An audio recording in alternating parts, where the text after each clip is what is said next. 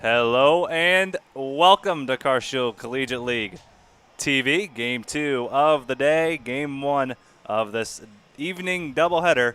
It'll be the Falcons and the Cornbelters. Shane Holsey, Will Kinerly with you. Charlie Bornoff on the production, doing a fine job. We thank you for joining us wherever you are, however you're watching. We thank you for tagging along with us here on a beautiful evening for baseball. A couple more games here this evening. It's the Cornbelters and the Falcons. Cornbelters will be the away team. Will take you through their starting lineup. Jimmy Obertop, the designated hitter, leads off. Tate Matheny is in center field. He hits second. Brandon Olean, the left fielder, hits third. Kyle Vance at first base, hits fourth. Brett Pearson, the second baseman, hits fifth. Josh Cook is the catcher. He hits sixth. Drew Mize is at short. He hits seventh. Desmond Woods is in right field. He hits eighth. And Zach Freeling, the third baseman, hits ninth. And boy, do we have a treat for you on the mound for the Falcons. The former fourth-round pick of the Seattle Mariners back in 2018, Michael Plasmeyer. Yeah, I saw that on the lineup, and my heart went out to the hitters for the Cornbelters to start things off because that's just going to be tough. Great location from the lefty who comes at you about three-quarters arm slot, and both sides of the plate commands it. Standout career at Mizzou, and he's carving right now. He's absolutely nasty. It's going to be a treat to watch. That's indeed right, Shane. Currently in the minor leagues for the Tampa Bay Rays, formerly a draft pick of the Seattle Mariners. Currently assigned to the Double-A Montgomery Biscuits, and he's had a fantastic minor league career so far. 156 innings and a sub-2 ERA and a sub-1 whip at .98, a 1.96 ERA and 156 innings in the minor leagues.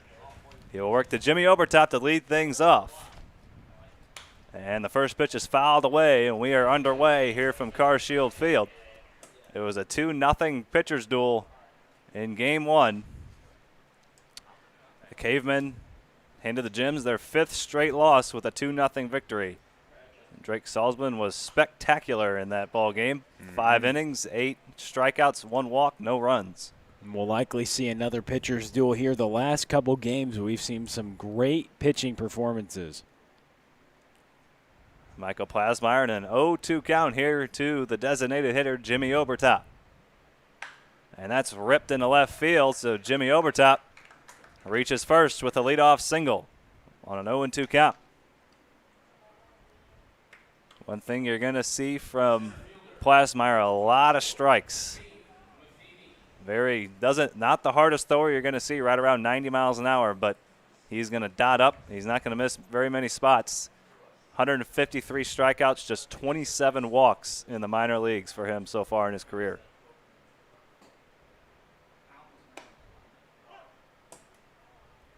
And in those 156 innings, Shane, a sub-2 earned run average. He's been able to succeed, and he's someone on the Rays' radar who definitely could crack into the show soon. He works to another former fourth-round selection back in 2015.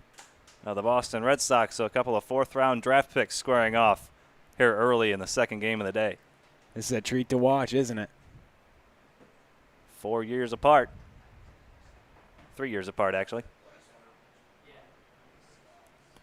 2015 and 2018, fourth-round draft picks. And Plasmeyer has a double play ball, but it's booted out at second, and Matheny beats the throw to first. So and the second baseman, Nick Hoffman, an error, and back-to-back base runners have reached. Take you around the horn for the Falcons. We'll start with the outfielders. Michael Long is in left field. Alex Hoffman center. David Olenek in right. Ben Swords at third. Andrew Fay at short. Nick Hoffman at second. Wade Stouse at first.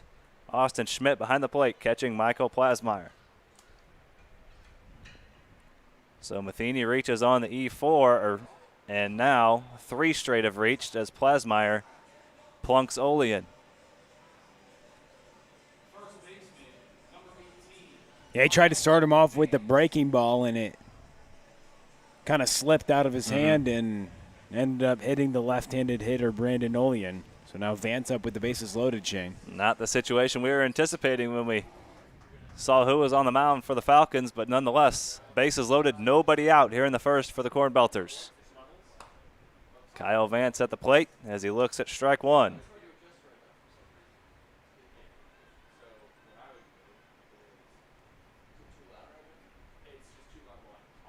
Kyle Vance 5 for 16 on the summer. One of those hits was a double. He's driven in 5 runs.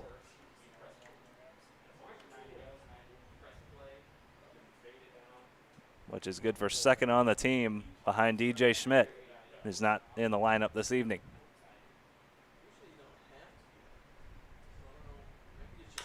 And that's chopped to Hoffman at second. High hop. He's going to go to first, and Vance beats the throw, and the throw gets away.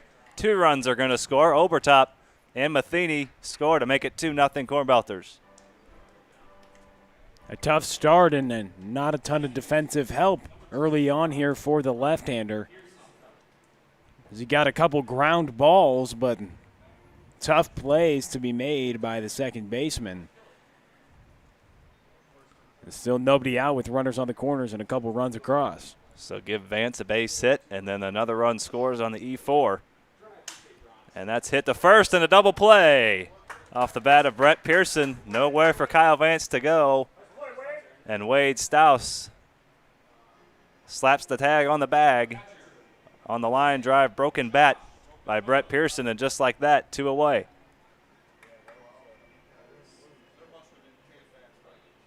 Great play by Stouse. We were watching some great double plays before this game coming on YouTube, and that would have been one of them right there, diving right back. That was his only option. Had to dive right there to get to first base before Vance could, helping his southpaw out. Now just 1 pitch away from getting out of this inning. And good presence of mind just to know you're standing right next to the bag, and all you really have to do is just fall on it. There's really nowhere for Kyle Vance to go as he gets a secondary lead. A lot of first pitch swings out of the Cornbelters so far.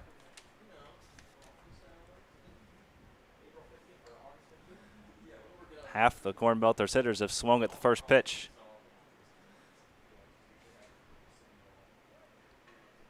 1-1 count here to Josh Cook out of Winfield High School, St. Charles Community College. Behind the plate, hitting 6th for Joey Hawkins and the 3-4-1 Cornbelters. Falcons at 4-3. A ton to like about the left-hander, because you mentioned he does throw a lot of strikes, has a lot of deception and movement, and we already mentioned his command sitting around 90 miles an hour. Got as high as AAA, so obviously on the radar to crack the show. Pitched a game for the Durham Bulls in 2019, currently assigned to AA. Definitely, we were talking about it before the game, had a shot to reach the big leagues this year, was on that track. And the Rays are going to be pretty special, and this year it looks like. They're building some kind of pitching staff down there in St. Pete as Cook fouls that away. Yeah, Sports Illustrated did a feature on them about how they've found a lot of pitchers that a lot of people just really haven't wanted. Diamonds in the rough, yeah. Yeah, Uncut Gems, I believe was that title. And they found a lot of guys who people didn't want, and they were able to find ways to work on developing those arms to be really good talent for them, and it's paid off.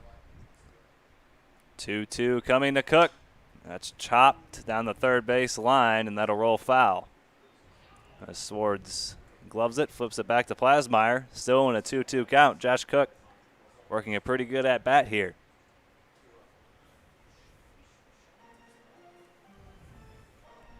So 2 hits in the inning, but neither of them were squared up particularly well.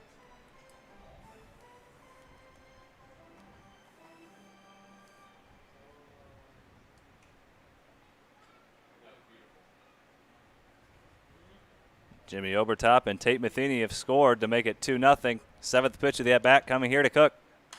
Fouled away. We'll do it again.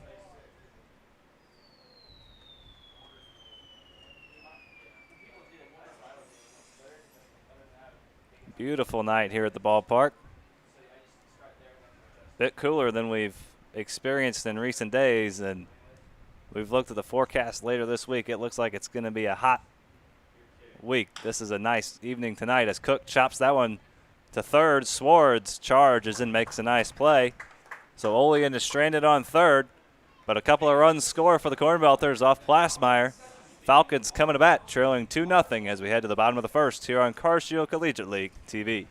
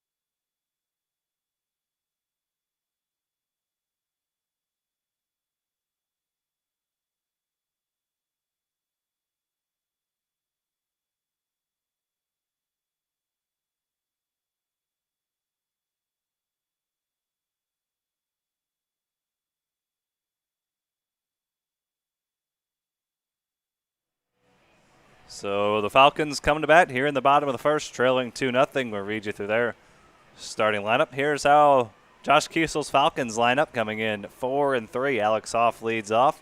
Wade Stouse hits second. Ben Swartz hitting third. Austin Schmidt hits fourth. Michael Long hits fifth. David Olenek hits sixth. Andrew Fay hits seventh. Brendan Olm, the designated hitter, hits eighth. And Nick Hoffman rounds out the order in ninth. And they'll go to task against the lefty from CBC High School and currently a Missouri State Bear, Cole Schrader, making his third start. He's tossed 6 innings so far. Struggled a little bit to get a ton of outs, but he's had some electric stuff. 8 strikeouts in 6 innings. An ERA just over 9. 8 earned runs given up in 6 innings, but just 5 hits have resulted in those 8 runs. So Cole Schrader making his third start here for Joey Hawkins Cornbelters, and he has a 2-0 lead to work with before he even takes the mound. And that's what you get to see tonight, a couple of top prep left-handers in their days tearing up the St. Louis high school ranks. That's exactly what Schrader did at CBC High School. 2 former MCC standouts. As we talked about what Plasmeyer did earlier before we went on the broadcast at DeSmet, and Schrader obviously tore it up at CBC. And both, you got a former and current Division I players on the mound. A lot of talent in this league, and we've got more news today, Shane. Jake Berger, first-round draft pick, will be joining the Cornbelters. We got word he'll be in the lineup on Friday, so you do not want to miss that one. That should be a treat.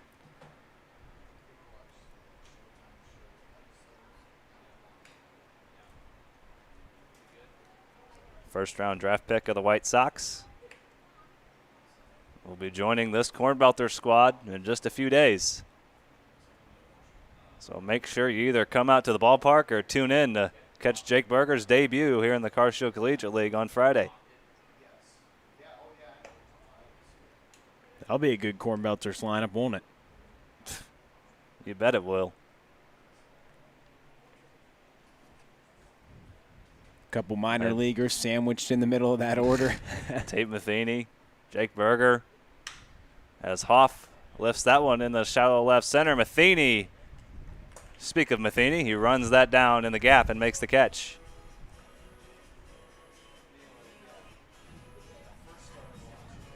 And the Cornbelters on that Friday will play in the nightcap against the Hoots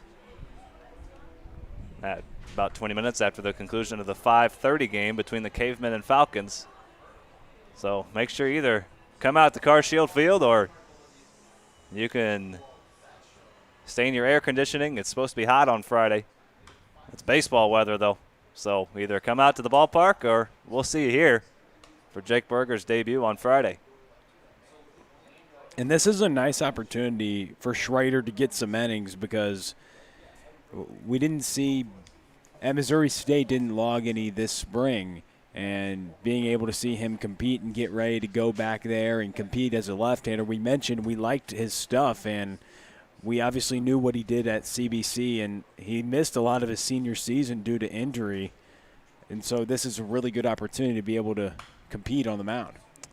A couple of outings so far, went 3 1/3 against the Cavemen. Didn't surrender a hit, but gave up 4 earned runs. He walked 4 and then walked 5 in 2 2/3 against the Eagles. So command has been a bit of an issue. The stuff is there, just has to harness it for the young lefty. And there's a good one there. A good breaking ball locks up Wade Stouse for out number 2. And what he just did to Wade Stouse, one time he did it 19 times in one game his junior year at CBC. 19 strikeouts. So the stuff undoubtedly is there. He features really good fastball coupled with a nice breaking ball. He has a very, very bright future. There's a couple pitchers in this league that are headed to Division I's or young at their Division I's, and we can tell that they have very bright futures ahead just with their ability from a stuff standpoint or guys who have really good command already at this age. And what makes those 19 strikeouts that more impressive is, as most local area baseball fans know, you play 7-inning games in high school. So all but 2 outs were strikeouts. Indeed. That's incredible. A 1-1 count here to Ben Swords playing third base this evening. And he looks at ball 2, 2-1. The first two have been retired by the man on the mound, Cole Schrader, making his third start. He works to Ben Swords with 2 away. Nobody on, now in a 3-1 count. Yeah, and you mentioned the 7-inning game, and it's not like, oh, people do that all the time. They're playing a bad team. No, that was a school record for a historic baseball team, a historic team who's won state championships in CBC. I mean, that shattered a school record right there with that. So he surrendered his first walk there to Ben Swords with 2 away, and that brings in the league RBI leader, Austin Schmidt. He's driven in 12 runs in 6 games. When guys get on base, it's scary when Austin Schmidt comes to the plate. Lindenwood's got themselves a treat coming their way this fall. He'll be taking his talents from Jefferson College to Lindenwood and St. Charles. And like you said, they have themselves a fine backstop in Austin Schmidt headed their way.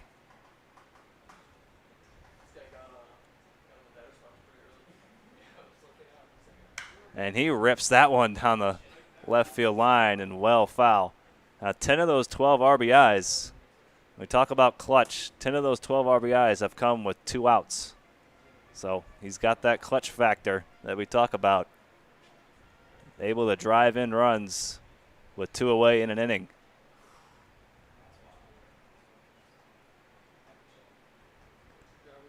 One and one, strike 2.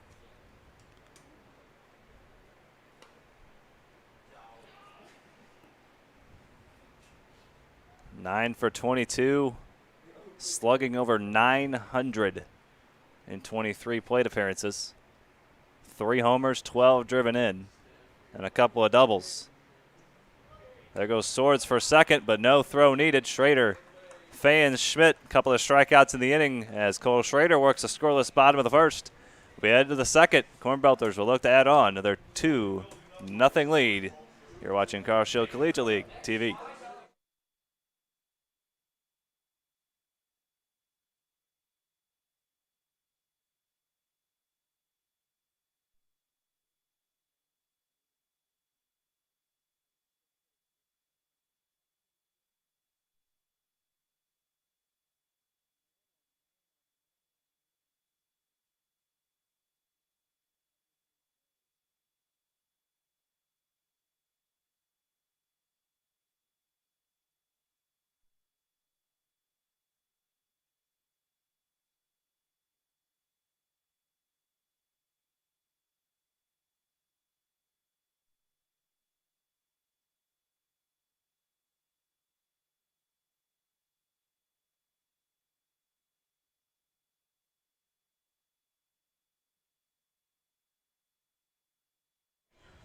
A reminder, this inning's brought to you by our friends at Interco Recycling. Interco has been recycling non-ferrous industrial metals, batteries, computers, and electronics out of their 400,000 square foot, 45-acre facility on the Illinois side of downtown St. Louis. They've been doing that for almost 25 years, since 1996.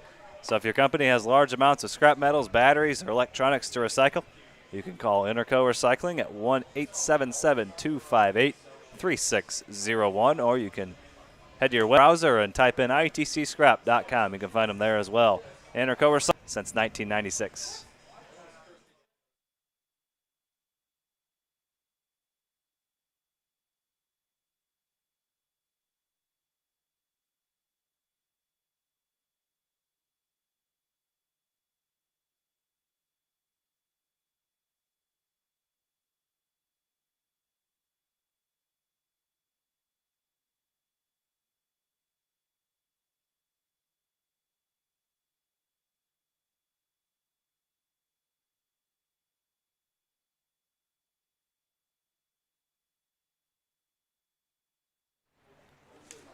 To the top of inning number 2 we go. Michael Plasmeyer back out for his second inning of work. He'll work to the bottom third in the Cornbelters order.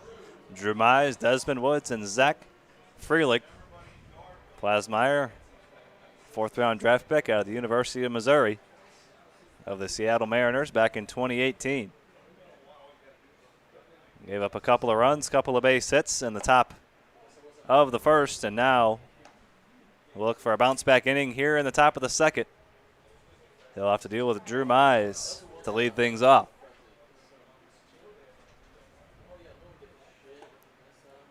Check swing and a You talk about the University of Missouri, a lot of talented athletes here from the University of Missouri in this league. A former Connerly's favorite pitching stat, a sub-1 whip. insane.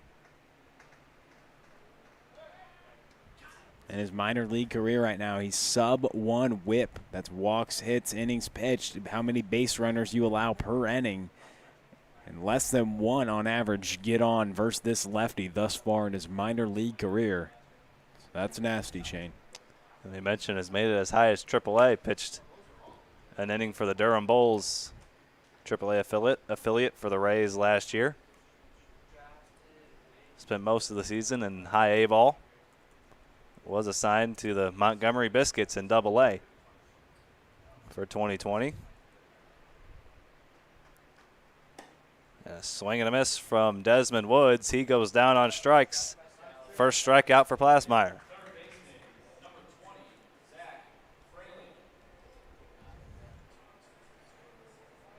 And the interesting thing about the lefty is he really quickly worked into Missouri's rotation as a freshman. He worked in there as a weekend guy, and you know he's already on the radar. He's a top 30 prospect in the organization for the Rays.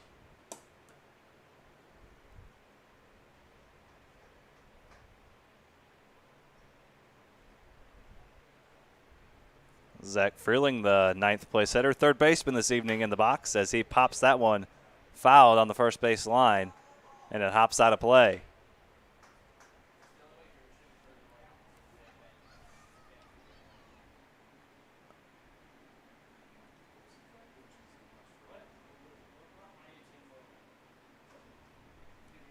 Number 29 ranked prospect in the Rays organization, and a deep Rays farm system. They have one of the best farm systems in the league as Freeling goes down on strikes, 2 away. Another local St. Louis pitcher, Peter Fairbanks, he's number 24 on that prospect list for the Rays, according to MLB.com/prospects. But the estimated time of arrival, according to this website, is 2021 for this left-hander on the mound right now to the major leagues. So we could very well see this arm facing big league hitters in a matter of months. Was, well, like we said earlier, was well on the track, maybe even this year, to reach the big leagues. He was pitching so well in the minor leagues. Oh, yeah. Working his way up to AAA, Durham in his first full season, finishing with a 1.91 ERA. And that was second in all of the minor leagues.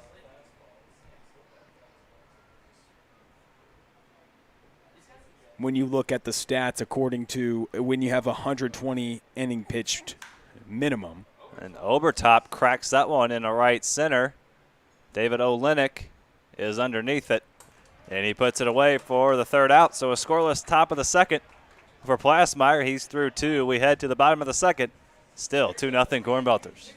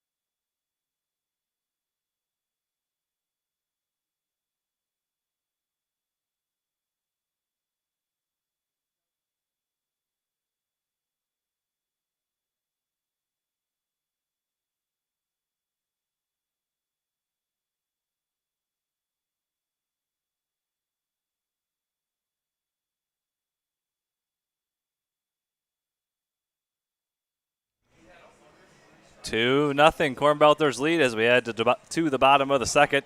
Cole Schrader worked a scoreless bottom of the first. He's back out there for the second. He will face Michael Long to lead things off. David Olenek and Andrew Fay to follow, 5, 6, and 7 for the Cornbelters, or for the Falcons rather, here in the bottom of the second. A first pitch swing by Long, and he swings right through it. Strike one. Shane Holsey, Will Connerly, thank you for joining us here on Car Shield Collegiate League TV. Beautiful night for baseball here in O'Fallon. All 6 teams in action today, all 6 teams in action tomorrow. And then we're off Thursday, back at it Friday.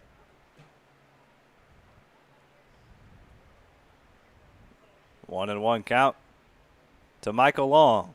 Swing and a miss, big swing and a miss.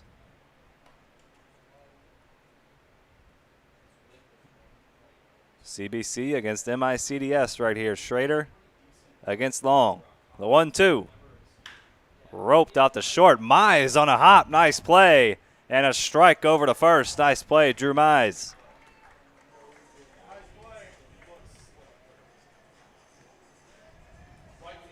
That ball was absolutely scorched out to short. Mize backhanded it, gathered, made a strong throw over to Kyle Vance for the first out. And now the former St. Louis Patriot, David Olenek. Check swing and a ball. Pretty good breaking ball there from Schrader.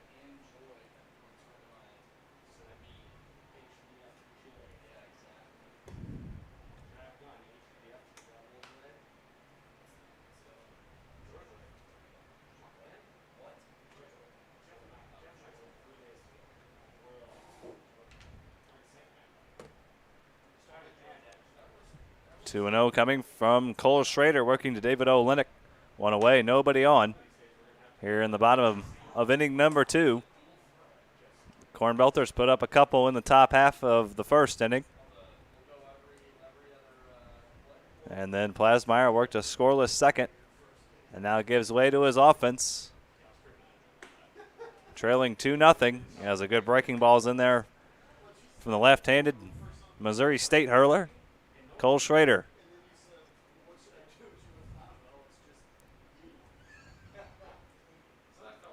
And another breaking ball, and Olenek swings right through it. 3 strikeouts for Schrader here in an inning and 2/3.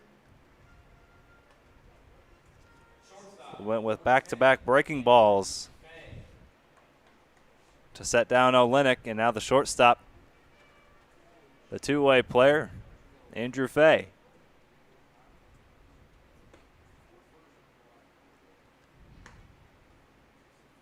Schrader, the top prep left-handed pitcher in Missouri, coming out of high school, according to Perfect Game and Prep Baseball Report. Took his talents to Missouri State. 1.25 ERA as a senior at CBC.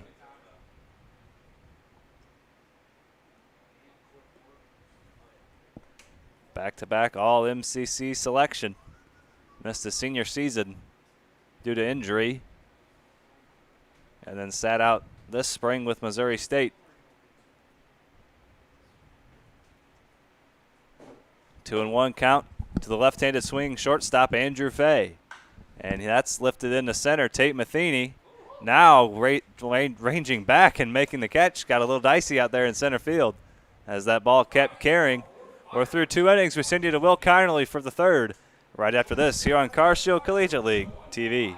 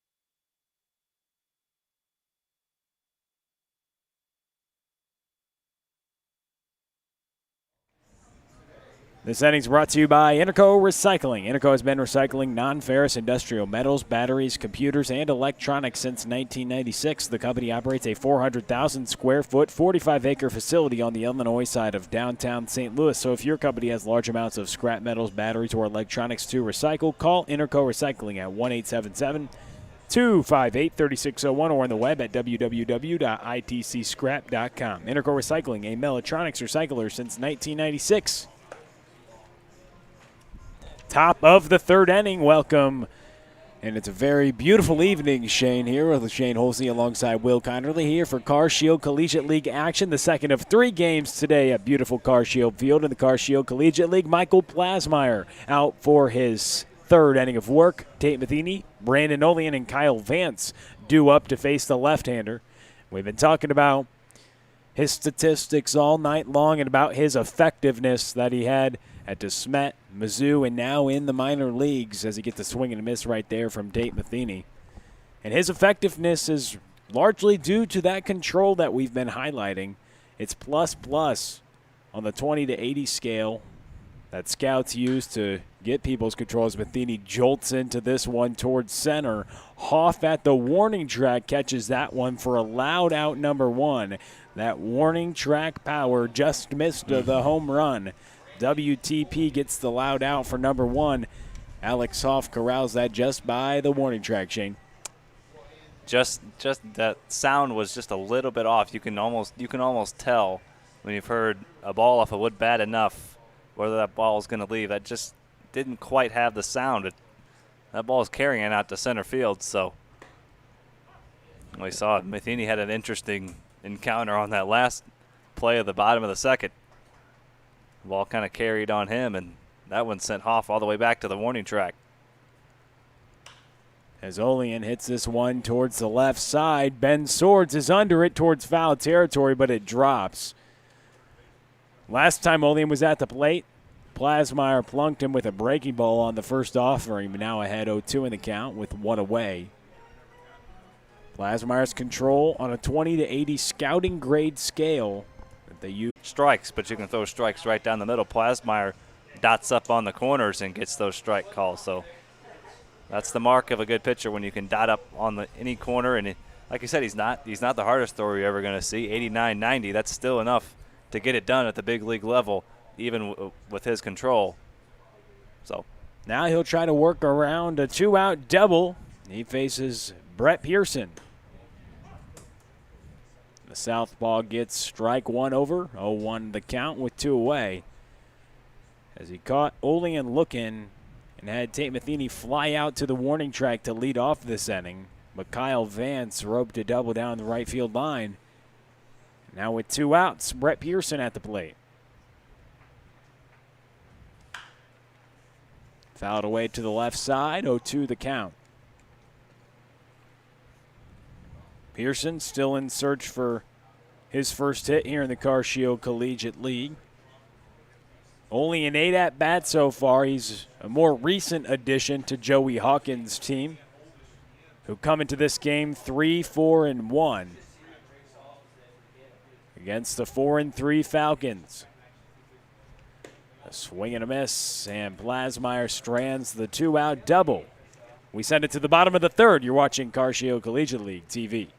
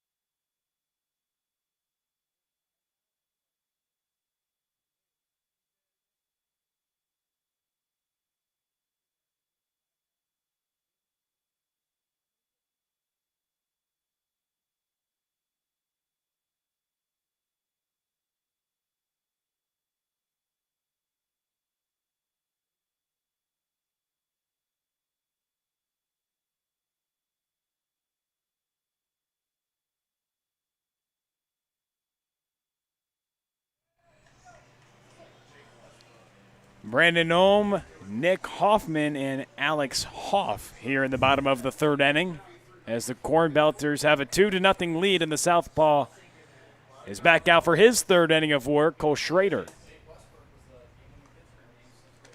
And Cole Schrader gets the first pitch in for a strike to the right-handed hitting designated hitter, Brandon Ohm.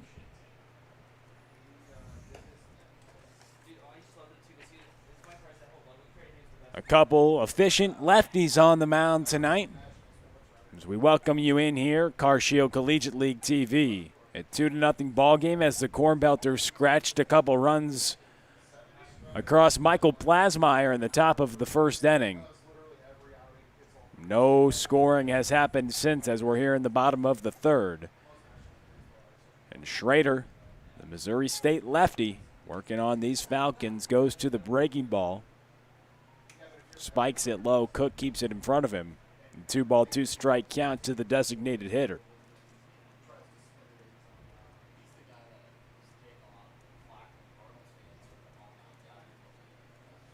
Brandon Ohm still looking for his first hit this summer. Gets rung up on a fastball on the corner, and they throw it around the horn. Nice way to paint the black. The lefty dotted up the glove side fastball. And he has a lot of good action on that fastball as well. We've seen a couple lefties tonight that have shown their ability to locate not only the glove side but also the arm side. They're working both sides of the plate, and you can attribute that to why they can get those strikeout numbers. And especially when Schrader's in the zone consistently, we know that his stuff can be electric and very hard to square up. So Ohm gets caught looking. Schrader paints the black, now working on Nick Hoffman, the 9-hitter. There's a Maryville infielder looking to get something going for the Falcons. These Falcons, one of the most electric offenses here in the CarShield Collegiate League, and we know what stuff plays on the mound. Even before we knew who was pitching for the Falcons today, we said that they have some of the best stuff on the mound. It may not show in the statistics, as we'd say that probably goes to the Hoots in terms of effectiveness, but nonetheless,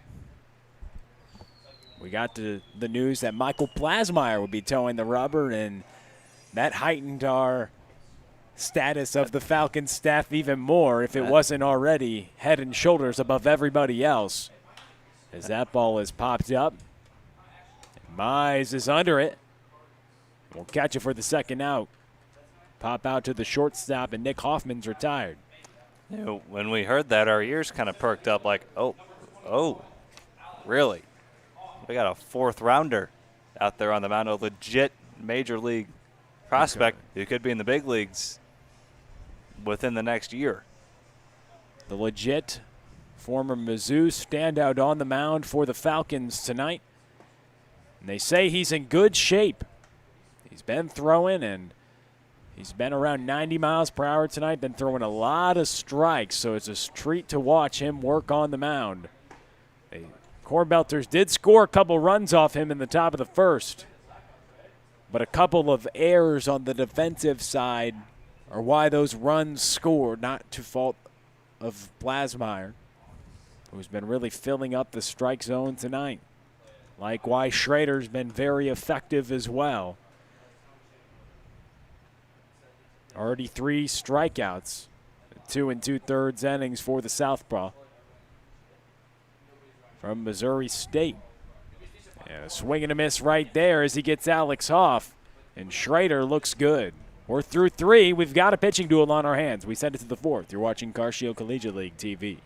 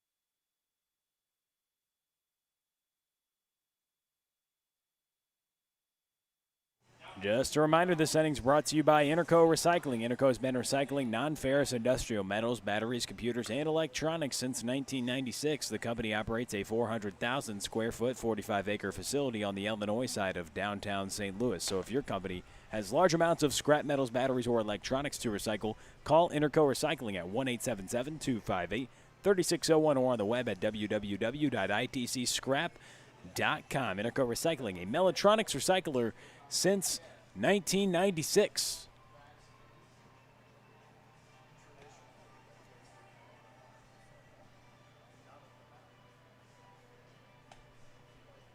New arm on the mound, Devin Radke. This is his fourth appearance. He's thrown 5 1/3. Has only surrendered 2 hits and 1 earned run. He's looked pretty good through those 5 1/3 innings. 9 strikeouts and just 1 walk. He'll get up to upper 80s and has a big frame. Tough to square up, and so the night is complete for Michael Plasmeyer. He finished with 43 pitches through 3 innings and through 36 strikes. That's 82%. That's par for the course. To the plus control, Rays prospect as he'll turn things over to Radke. As Josh Cook, Drew Mize, and Desmond Woods are due up here in the top of the 4th inning. Leading off for the Cornbelters, catcher, number 10, Josh Cook.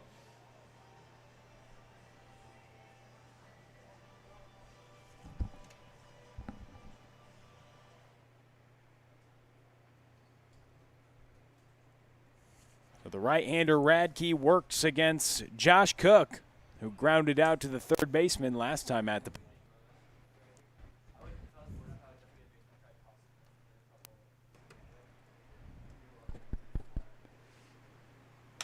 That ball's hit to the right side. Hoffman coming up on it, throws it over to first, and the first out's recorded.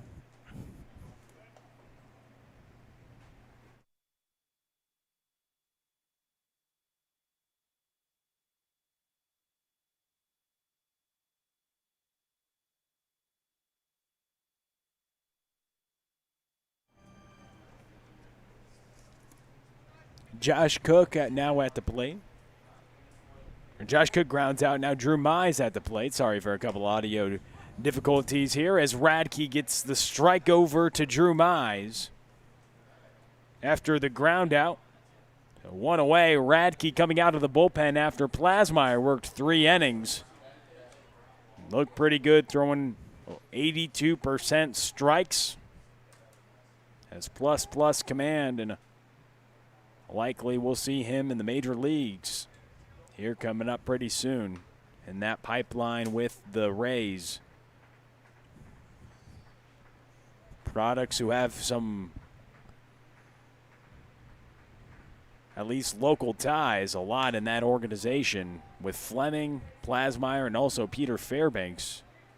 That ball's hit towards the right side, and Mize will pop out, caught in foul territory by the first baseman Wade Stouse for the second out. Desmond Woods now at the plate. Struck out swinging back in the second inning. Plasmeyer finished his night with 4 strikeouts. Bright future, excited to continue to keep an eye on that left-hander as he turns the ball over. And exciting things to see him and Jake Berger, along with other professional talent, top talent,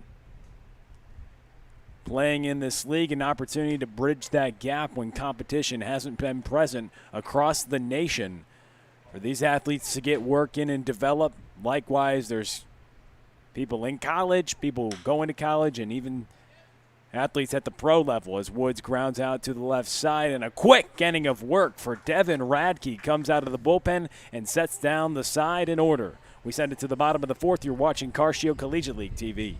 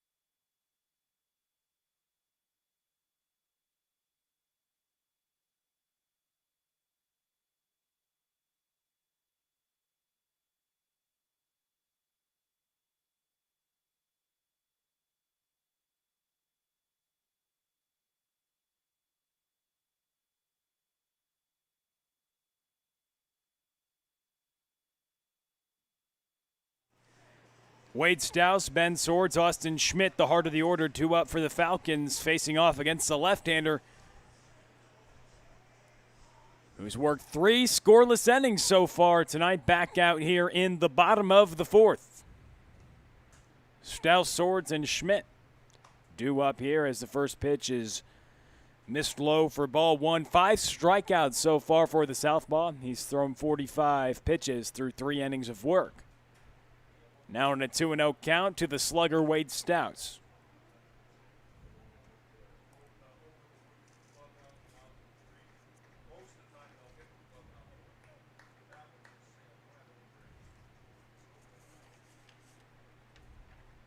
Stouse grounds this one to the right side. Thrown over to first base. Vance will corral that throw from Pearson, and they throw it around the horn for the first out. As Schrader gets Stouse to ground out on a 2-0 fastball. That brings up Ben Swords. Ben Swords, the third baseman, walked back in the first inning against Schrader. His first pitch swinging here in the bottom of the 4th and fouls it away. Nobody on and 1 out.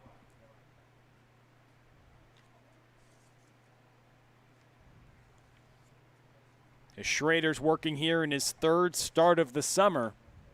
That breaking ball misses upstairs. Working here into the 4th inning. Hasn't surrendered a run yet. Just the 1 walk to Ben Swords, the only blemish in his night so far. 5 strikeouts, no hits. As a lefty has been efficient so far, as much as we talked about the successes and past successes of Michael Plasmeyer on the other side tonight, as he ultimately turned the ball over to Devin Radke last inning, who worked a clean frame. Cole Schrader is working himself a gem right now against the Falcons offense, who is no joke. Ben Swords at the plate. Definitely a part of that list. The 3-hole hitter has been a mainstay for Josh Kiesel in the lineup. He hits this one toward the right side. Desmond Woods is tracking for it, but it goes out of play. Ben Swords, 7 hits and 17 tries, 5 singles, 2 doubles. Hitting over 400 coming into this evening's matchup. So full count as Schrader delivers. Pitch missed low, so the only base runner to reach tonight is Ben Swords, and he's done it twice from the bases on balls. The full count pitch, he wanted to be careful to the third baseman slugger, but that brings up Austin Schmidt, who struck out swinging to end the first inning. And these Falcons, anytime you get runners on base, especially with the man at the plate up right now, they're dangerous. And Swords will swipe second base. At stolen bases brought to you by the O'Fallon Family YMCA. The Y for youth development, healthy living, and social responsibility. Runner in scoring position for guess who? The league leader in runs batted in, Austin Schmidt. Seems like every time he comes to the plate, he's hitting with a lot of runners on base, runners in scoring position. Most of his damage coming with 2 outs, but hitting with 1 out here. Still a chance if he can put a ball in the outfield, pick up a base hit for himself, can drive in his 13th run, or park one over the fence and tie this ball game. He takes the breaking ball low. We've got to be honest, this is the best we've seen Schrader by far. His stuff has looked really good tonight. His ability to be in the strike zone much more tonight has shown how effective he can be. Just has surrendered a couple walks as the only blemish on his line score tonight. As he's worked 3 scoreless frames, trying to work another one here in the bottom of the 4th. Working around a walk, who then later stole second base in Ben Swords, who's on second in scoring position with just 1 away to Austin Schmidt, the league leader in runs batted in. 3 balls and a strike. That ball's hit toward the right side. Desmond Woods is tracking for it again over there, but it's out of play into the seats. and then bounces up there toward the party patio for a foul ball. 3 balls and 2 strikes with 1 away.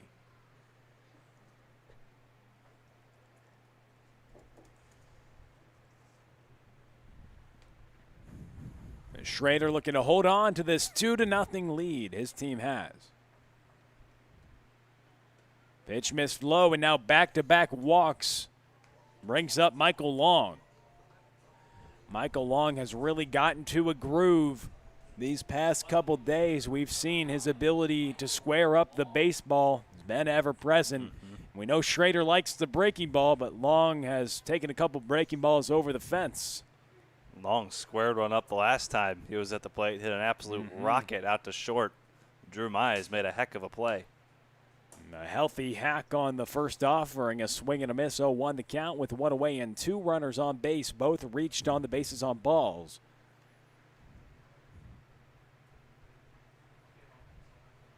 Five strikeouts, 3 walks tonight for Schrader. He gets a swing and a miss right there. Another healthy hack, but he pulled the string with that breaking ball. Long, comfortable hitting with 2 strikes. Both his home runs coming with 2 strikes, so not unfamiliar territory here and not anything he can't handle. Nasty arm on the mound, though, with Schrader. The 0-2 delivery from the left-hander to Michael Long. A swing and a miss and a key 6th strikeout of the night. For the young left-hander, that brings up David Olenek, the right fielder. And now that double play can get him out of the inning. Still has yet to surrender a hit. Just a couple of walks this inning.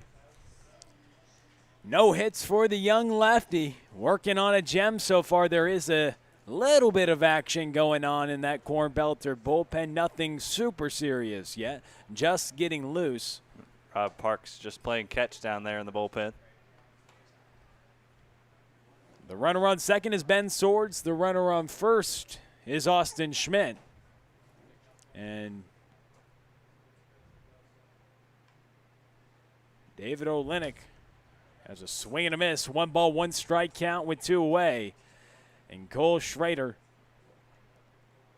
looking to work through 4 scoreless frames. He's an out away. Already with 6 strikeouts tonight for the lefty. 1 ball, 1 strike, 2 outs and 2 on the pitch. A swing and a miss. And he's been getting a lot of those tonight. A lot of the strikes have come from not the traditional called strike, but the big swing and a miss. He's been living more up in the zone with that fastball, but it's been running and hitters have been caught off guard. A ball and 2 strikes, 2 on and 2 away as the lefty delivers. Misses low, scoots away from Cook, and runners will advance to second and third. And now that tying run goes into scoring position for David Olenek. Olenek struck out back in the second inning. Trying to work on something here in a 2 ball, 2 strike count with 2 away and 2 runners on here in the bottom of the 4th inning.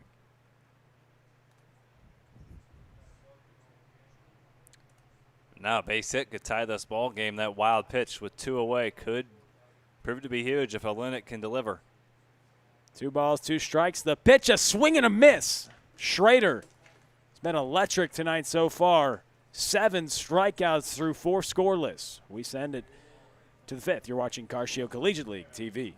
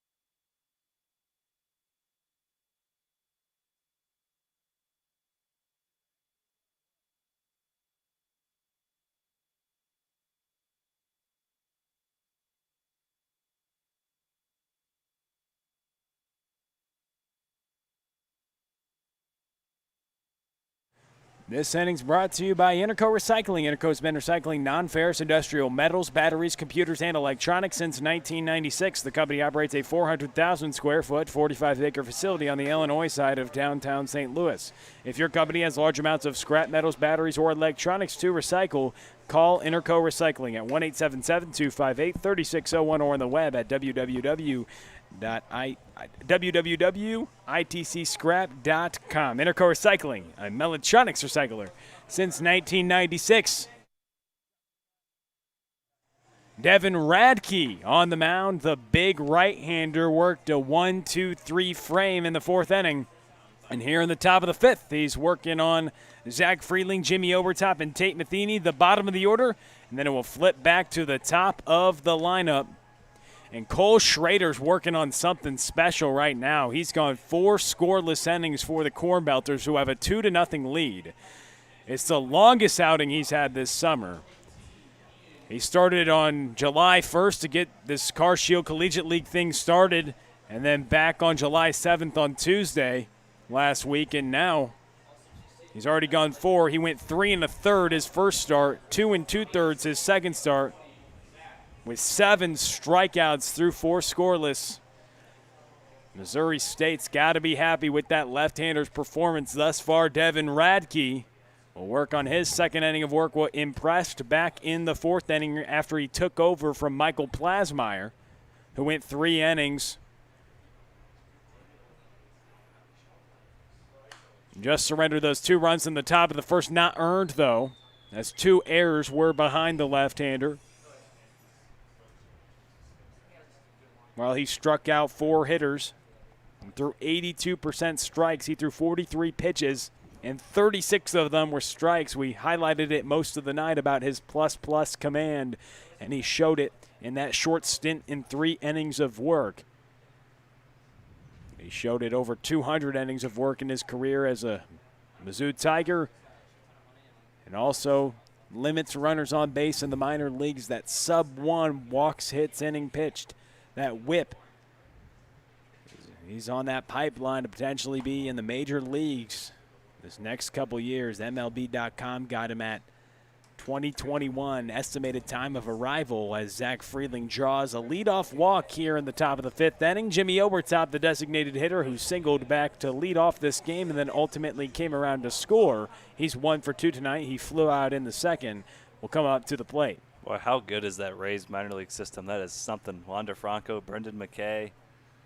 The top of that Rays prospect list is loaded.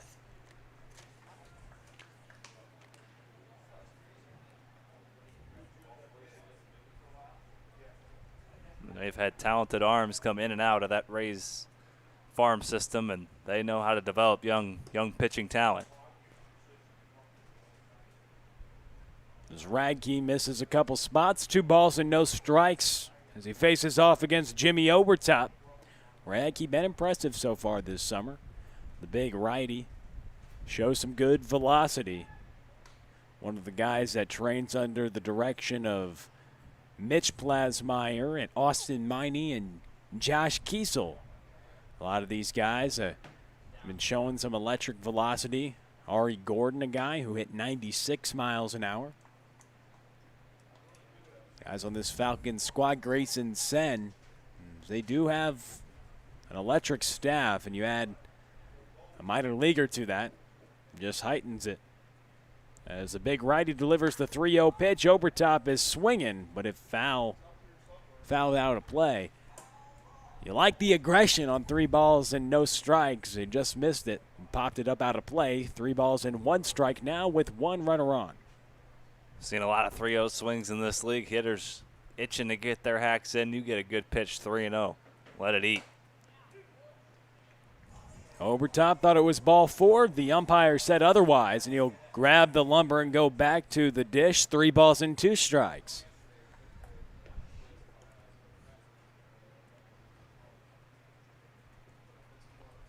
Overtop singled and scored back in the top of the first. First run of this ball game where the Cornbelters plated 2 runs. You thought he had a walk, but ends up with a strikeout swinging. And that brings up Tate Matheny as Obertop swings through the good breaking ball from Devin Radke. The center fielder Tate Matheny now into the box.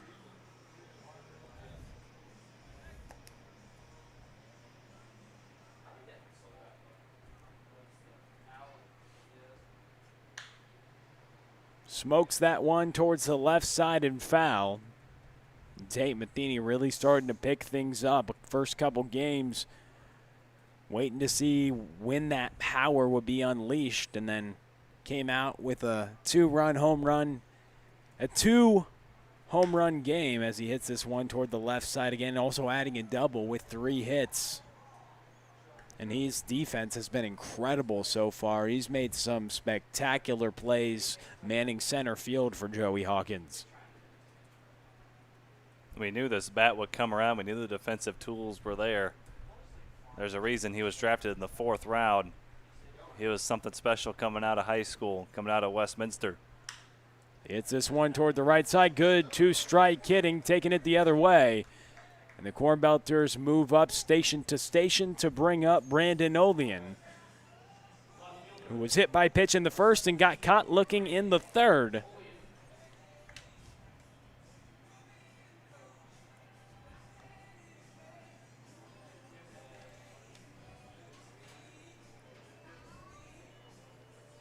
That's just a professional piece of hitting by Matheny, not trying to do too much with an 0-2 pitch. He knows he's probably going to get an off-speed pitch at some time, and he just went with it in the right field, and a solid 1-out base hit. Brandon Olean, the left fielder, was hit by pitch in the first inning and struck out looking in the third, facing off against Devin Radke. Radke faced the Cornbelters on Saturday. As Olean rips this one to right field, and Hawkins is going to hold up Freeling at third base. Again, moving up another station, but this time the Cornbelters fill up the bases. Bases loaded and 1 out for Kyle Vance. Vance already with a couple knocks tonight, Shane. And hit number 3 would at least double the lead, you would think, with Matheny out there at second. If he can do what he did last time, might clear the bases. Vance had a single in the first, a double in the third. And here in the top of the 5th, he grounds this one to the third baseman Sword, steps on it, fires it across the diamond, and gets the out. Big time play from the hot corner, stranding the bases juice. Devin Radke has to like it. We send it to the bottom of the 5th, 2-0 your score. Cornbelters on top.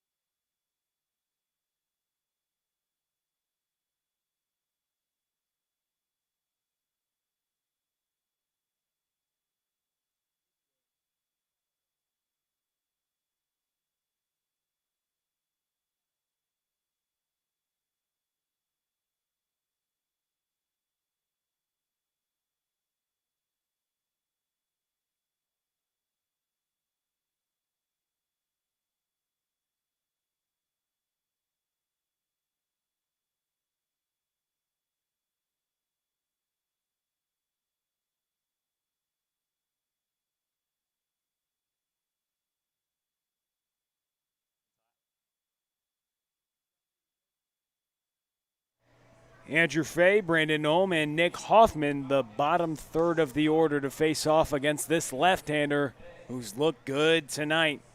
7 strikeouts, 68 pitches through 4 scoreless frames so far, and no hits surrendered. That pitch missed outside. There is a little bit of action in that Cornbelter bullpen. Around that 68 pitch mark, we'll see how long he lets the lefty go. He's looked good tonight, as we mentioned, those 7 strikeouts. In his first outing, he went 3 1/3, had 4 strikeouts. In his second outing, he went 2 2/3 and had 4 strikeouts. As Fay hits this one toward the left side, and that will break up the no-hitter. So Andrew Fay gets on base, and Brandon Olm, the designated hitter, comes to the plate. So Andrew Fay reaches, and that breaks up the no-no. Joey Hawkins will now come out to the mound.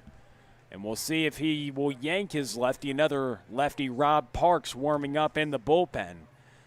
But if he does or doesn't, he's had a great night so far. 4 scoreless frames, just 1 hit surrendered now, and 7 strikeouts.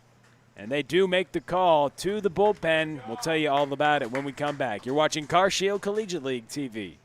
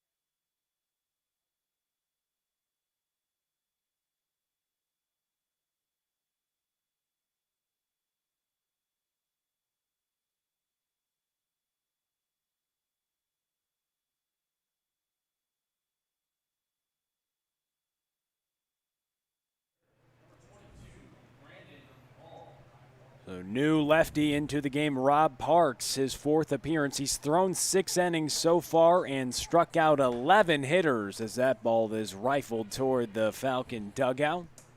Brandon Olm, the designated hitter, up at the plate as Cole Schrader worked 4+, just 1 hit, is responsible for that runner on first. Struck out 7, his most impressive outing so far this season. Rob Parks will try to strand that runner and come and work here in relief. Last time out was on Friday. He worked 3 innings and struck out 5. As this ball's hit toward right field, Desmond Woods will get it after it bounces one time, and Andrew Fay will advance from first to third. Runners at the corners and nobody out for Nick Hoffman. Bottom of the order, providing a little spark here for the Falcons. Now all of a sudden that tying run on base. And when you break up the no-no, usually, not usually, but sometimes that can start a parade of hits. And Parks rested. Last time he was in action was Friday against the Hoots when he did work those 3 innings and surrendered just 1 run on 3 hits. He's looked good. He had 5 strikeouts in that outing, 11 strikeouts to just 4 walks in 6 innings so far this summer. Now trying to work around runners at the corners with nobody out. That runner on first base and Brandon Olm does represent that tying run. That pitch up and in. Cole Schrader Really impressive tonight, Shane. We've seen really good pitching Well, how good has his pitching been the last these few last days? few games. It's been a pitching performance. It's been really things to remember. You had Josh Hoffman pitch the entire game, but those Eagles somehow came back, and then Plasmeyer offered a nice spark in 3 innings. We saw Schrader work a wonderful outing today as he hands things off to the left-hander now. Schrader responsible for Fay at third. Brandon Olm got the single off Parks at first. The count is full, and the pitch. Ooh. He drops in the breaking ball, and Nick Hoffman knew it. Gets caught looking for strike 3. Alex Hoff will now come to the plate. That's got some sharp break on it from the lefty Parks. Very tight breaking ball. Not a lot of movement, but it's some tight movement. Important situation in these 7-inning games. That 5th, 6th, 7th is more like the 7th, 8th, 9th. And here in the bottom of the 5th, the Falcons have an opportunity just 90 feet away to at least cut into the deficit. But a big strikeout right there of Nick Hoffman. Caught him looking on a full count as he dropped in a breaking ball. Parks fires the fastball. It's fouled back to the screen. No balls and 2 strikes is the count with runners on the corners and 1 away. That middle infield looking for double play depth. As Parks will see if he can't induce the ground ball double play. The lefty comes set and delivers. As the pitch nearly gets away from Cook, and Brandon Ohm will swipe second, so double play really out of effect. And that's huge right there for the Falcons, as the tying run is now in scoring position with Brandon Ohm advancing on that pitch that got away from Cook. He quickly recovered, but it was enough time for Ohm to swipe second. As Alex Hoff hits with a 1-ball, 2-strike count. Parks comes set and delivers a swing and a miss. Back-to-back batters, he struck out with the breaking ball. This time he buried it and caught Hoff swinging. Boy, how nasty is this left-hander, Rob Parks? Just nasty left-hander after nasty left-hander. Man, we've seen some good pitching today. Josh Sieglitz and Drake Salzman in a pitcher's duel earlier. And Parks comes in throwing breaking balls. Now facing Stouse, see if he can't come up clutch for Josh Kiesel with 2 outs. With the tying run on second base here in the bottom of the 5th inning, a 2-0 ball game. Parks trying to hold on to that 2-run cushion. With a 6'2" senior lefty out on the mound, really impressing. And this would be huge if he can get Stouse here, and then he'll face Swords and Schmidt in a fresh inning with nobody on base. Stouse pops this one up. Freeling going over.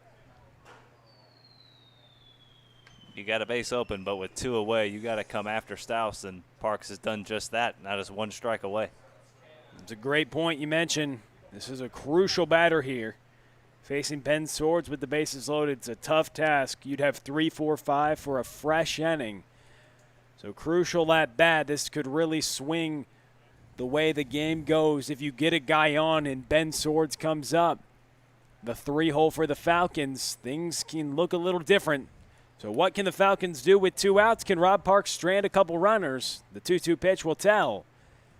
We'll wait to see on 3-2. 3 balls, 2 strikes, 2 outs, 2 runners on. The runner on second in scoring position here in the bottom of the 5th inning. Falcons just have 2 hits tonight.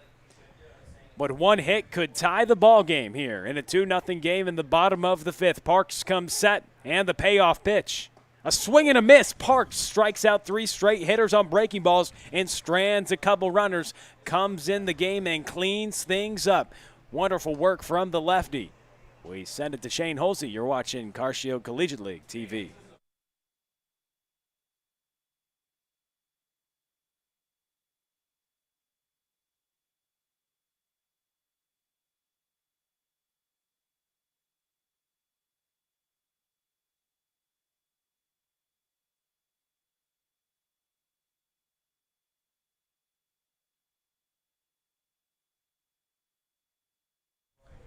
This inning once again brought to you by our friends at Interco Recycling. They've been recycling non-ferrous industrial metals, batteries, computers, and electronics since 1996. They operate a 400,000 square foot, 45-acre facility on the Illinois side of downtown. So if your company has large amounts of scrap metals, batteries, or electronics to recycle, you can call Interco Recycling at 1-877-258-3601. Or you can head to your web browser and type in itcscrap.com. You can find them there as well. Interco Recycling, a metaltronics recycler since 1996. 1-877-258-3601. itcscrap.com is how you can reach them.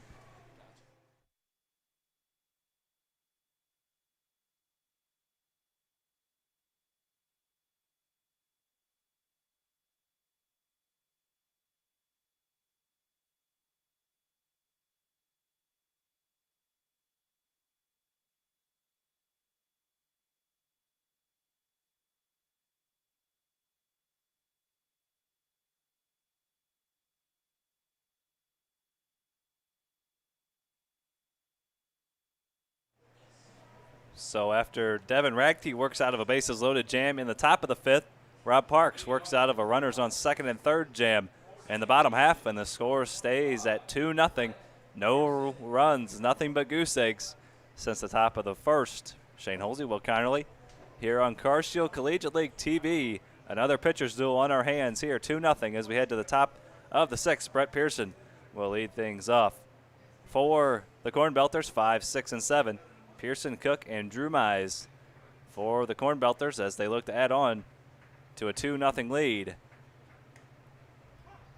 It was 4 scoreless for Cole Schrader, and then Rob Parks came in with a runner on base, eventually got runners on second and third, but eventually struck out the side, struck out 3 straight hitters, and retired the Falcons in the bottom of the fifth as they tried to mount a rally as Pearson chops that one to the right side, dug up over there at first by Staus.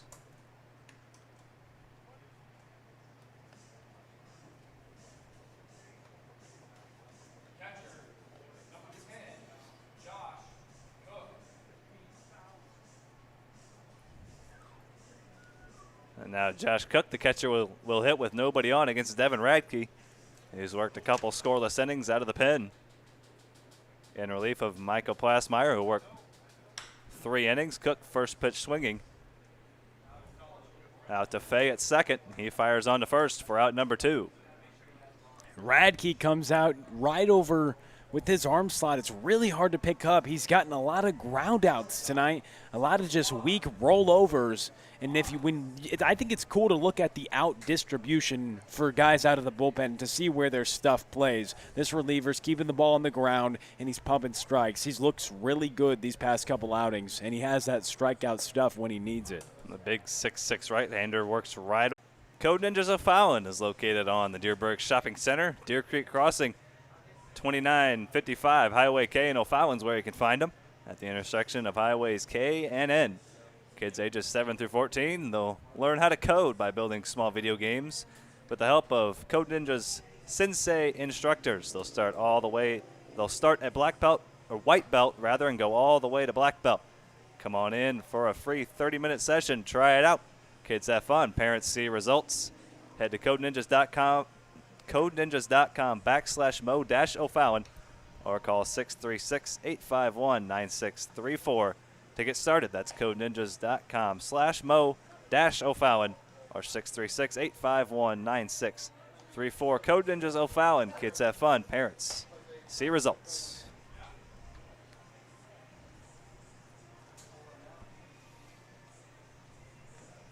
Rob Parks back out there for the 6th. Stranded runners on second and third in the top half, or bottom half of the 5th rather, and kept the Falcons off the scoreboard as they had the tying run in scoring position. And Ben Swords will lead things off, the heart of the Falcons order. Swords, Schmidt, and Long. A lot of power in the middle of this order for the Falcons, but that power hasn't been on display this evening. Cole Schrader and Rob Parks have shut out the Falcons through 5 innings, and Swords pops that one down the right field line. Desmond Chase on the run, or Desmond Woods on the run, and it just gets into the crowd for a foul ball.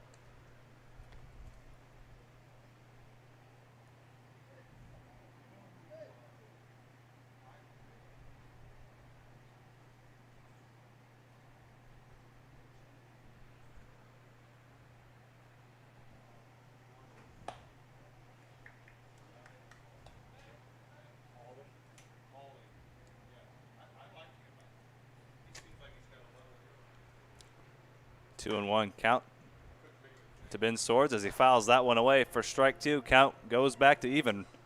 Rob Parks struck out the side in the fifth.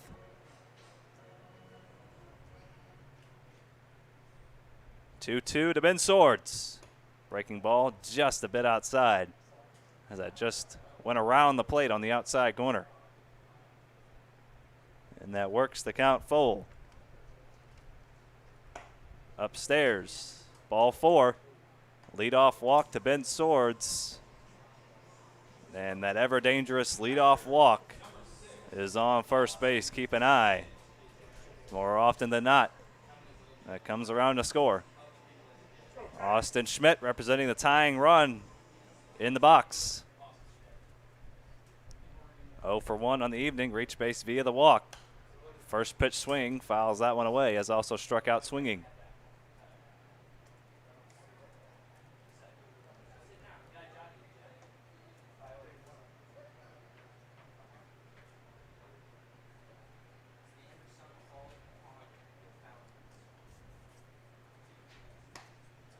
There's a strike, 0-2.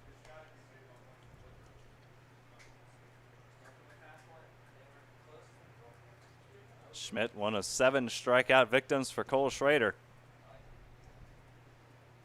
Also one of his 3 walks. The 0-2 from Parks, swing and a miss. Schmidt goes down for the second time. 4th strikeout for Parks. We have seen some pitching tonight. Plasmeyer, then Radke, then Schrader, then Parks. It's been incredible. It's been all day long. It's been a theme all day. You had Salzman and Sieglitz. It's been great. Fantastic pitching the last few days. A lot of close, low-scoring ball games, and another one here this evening in Game 1 of the 5:30 doubleheader. 2-0, the only runs coming in the top of the first. It's been nothing but goose eggs since then. Schrader worked 4+, struck out 7, walked 3, gave up just the 1 hit. And Rob Parks so far, inning and a third, just 1 hit, 4 strikeouts, and the 1 walk on first base. Michael Long at the plate. Breaking ball in there for a strike. Something special about that breaking ball. When he's locating that, there's no reason why he shouldn't have those strikeout numbers very high. And Long launches that one into left. Olean retreats and finally puts it away. A mile-high fly ball from Michael Long for out number 2. He's got kind of an uppercut swing, and he launches that ball in the air, and it stayed in the air for a long time. Olean camped underneath it. Those can be tricky when they're in the air that long. Nice job by Olean to put it away for out number 2, and now the new right fielder, Ian Hickman.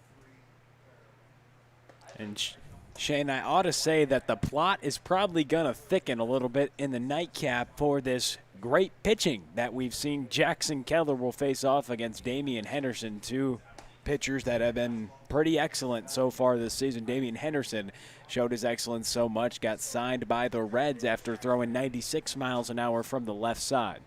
Another electric pitching matchup in the nightcap. Won't want to miss that one. Hickman chops it to third. Freeling on to first. It gets past Vance. And now Swords is going to come all the way in to score. And the Falcons are on the board 2-1.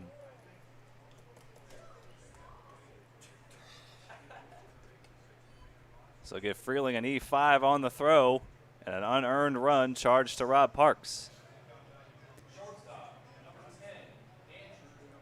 And now the tying run in scoring position for the man who broke up the no-no, Andrew Fay.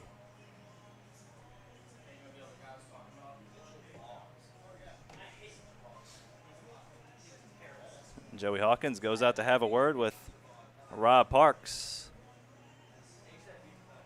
as they look to strand the tying run in scoring position. Again, these late innings getting interesting. It changes the whole complexion of the ball game. We had a nail biter earlier, and here, would you got that tying run in scoring position, and Parks has pitched well. That should have been out number 3. Didn't get helped by the air, but now as a pitcher, you have to understand your defense picks you up all season long. They're going to make mistakes too. Try to pick them up. You've had it tonight, Parks. Keep it going because he's looked really good with that electric strikeout stuff. Already 4 of them tonight, including striking out the side to strand a couple runners to preserve that lead. He'll look to do the same here with 2 away. Working against Andrew Fay with the runner in scoring position. 2 away here in the bottom of the 6th. Falcons trying to come back.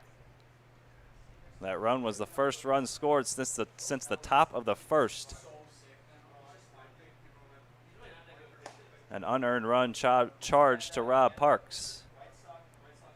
And Fay was the one who knocked Schrader out of the ball game back in the 5th inning, which ultimately brought Rob Parks into the game and where he struck out the side. And now Hickman takes off for third, and he is out by a mile. Josh Cook cuts down the tying runner in scoring position. You got to wonder the thinking there, trying to steal third with 2 outs representing the tying run, but we send it to the top of the 7th. 2-1, Cornbelters on top.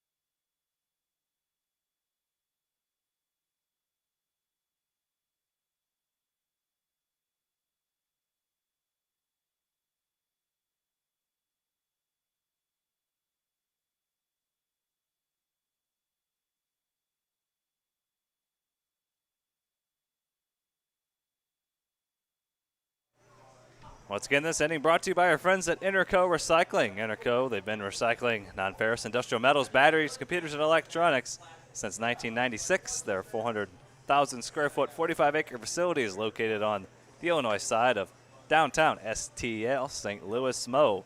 If your company has large amounts of scrap metals, batteries, or electronics to recycle, you can call Interco Recycling at 1-877-258-3601, or you can visit them on the web at itcscrap.com. Interco Recycling, a Metaltronics recycler since 1996. Thank you for their partnership here in this Car Shield Collegiate League season as we head to the top of the 7th, and now a 2-1 Cornbelters lead. A run scoring on the error as Desmond Woods chops that one out to second. Fay has to hurry on to first. He gets Woods by a step.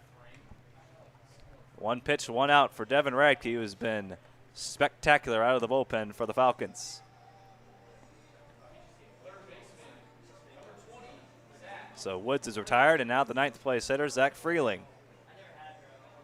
Reached base via the walk, was stranded on third back in the 5th, struck out swinging against Cole Schrader back in the 2nd. Or not Schrader, Plasmeyer.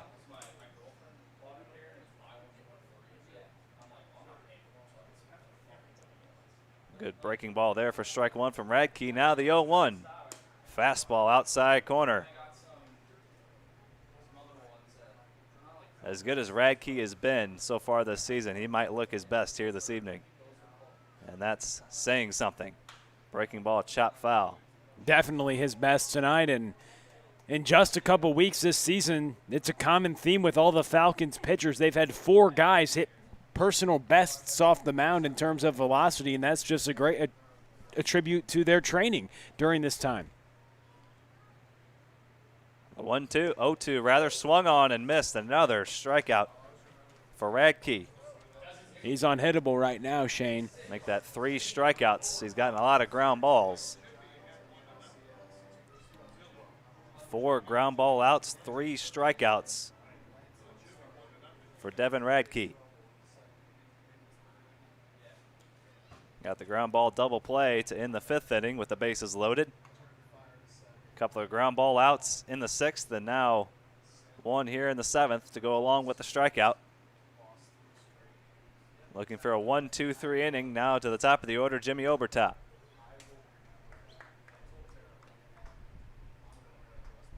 And Kiesel tweeted out the other day they had 4 guys hit PRs on the mound, and Radke was one of them who reached 88, which was an in-game PR for him. And that's about what he looks like he's at tonight, as he's really pumping it, and that breaking ball has been special. That's definitely as good as we've seen the breaking ball from Radke, just snapping it off anytime he wants. He has surrendered 1 walk, in danger of surrendering another here to Jimmy Obertop, who's 1 for 3 and has scored a run. There's a good breaking ball. He drops in a 3-1 curveball on Jimmy Obertop. That tells you you're in command of your stuff when you can drop in a 3-1 breaking ball. 3-2 coming here to Obertop. Fouled away.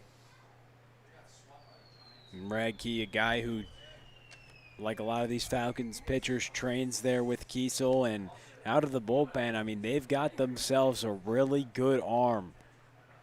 And he has a very bright future. A big frame, a very projectable frame as well, with the velocity he already has. 6'6", and every bit of it as he surrenders his 2nd walk. This one to Obertop. Obertop on base for the 2nd time. And now, with 2 away, Tate Matheny will hit with the runner on base. Matheny reached on an error and scored a run back in the 1st. Base hit in the 5th, 1 for 3 on the evening so far for Matheny. He's first pitch swing for strike 1.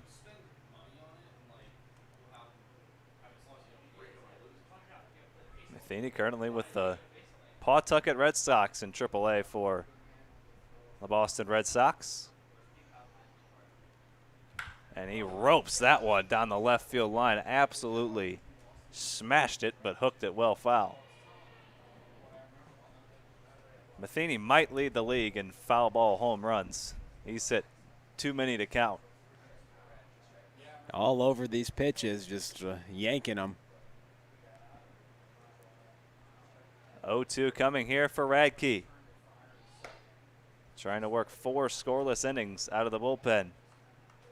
He came in when the Falcons were down 2-0 in the 4th, and he's held them at bay, held the Cornbelters at bay since then.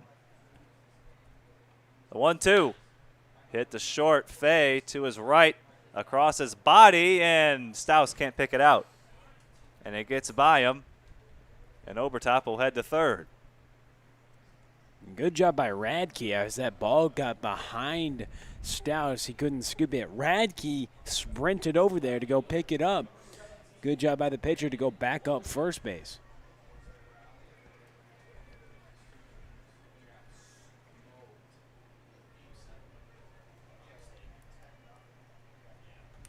So an E6 on the play. Obertop advances to 3rd. And now Brandon Olean with the runner in scoring position and 2 away. Olean's reached base a couple of times tonight. Hit by pitch and a single, 1 for 2.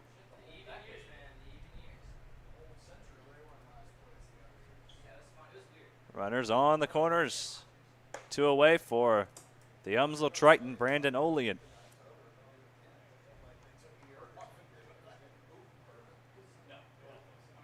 Out of Centennial High School, Champaign, Illinois.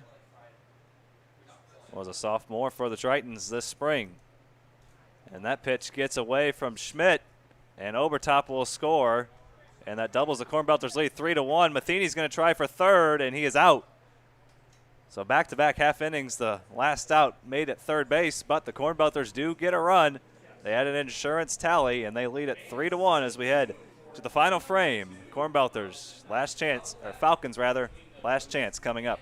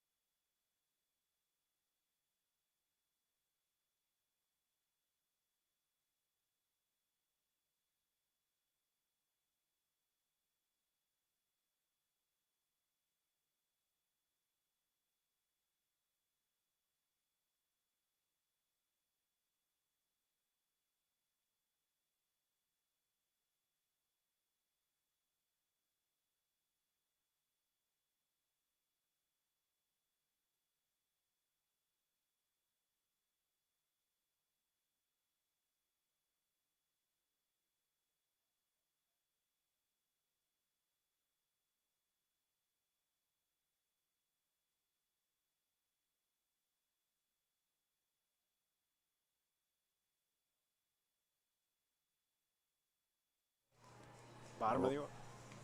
Rob Parks will work against the bottom of the Falcons order. Andrew Fay to lead things off. Fay, Ohm, and Hoffman. Final chance for the Falcons.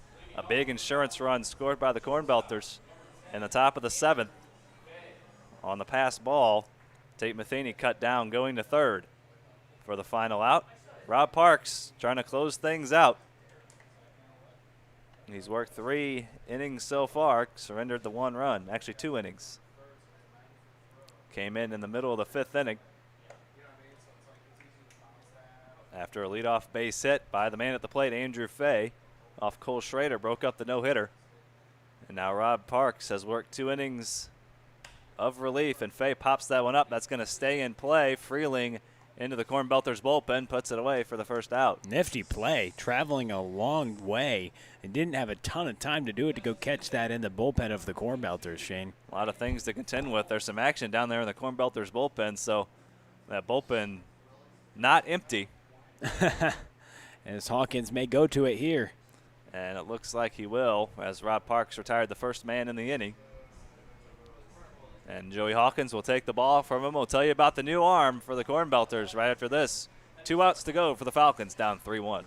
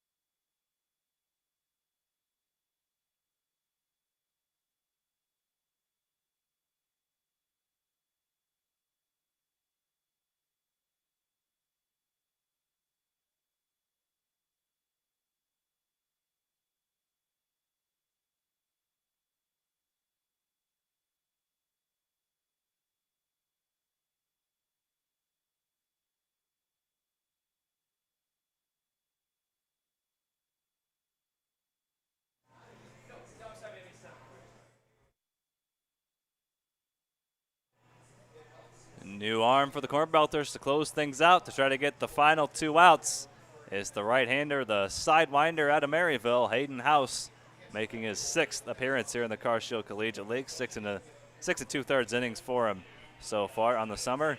6 earned runs, 8 hits surrendered, 8 strikeouts to 6 walks. Working an inning in a third on Sunday against the Eagles.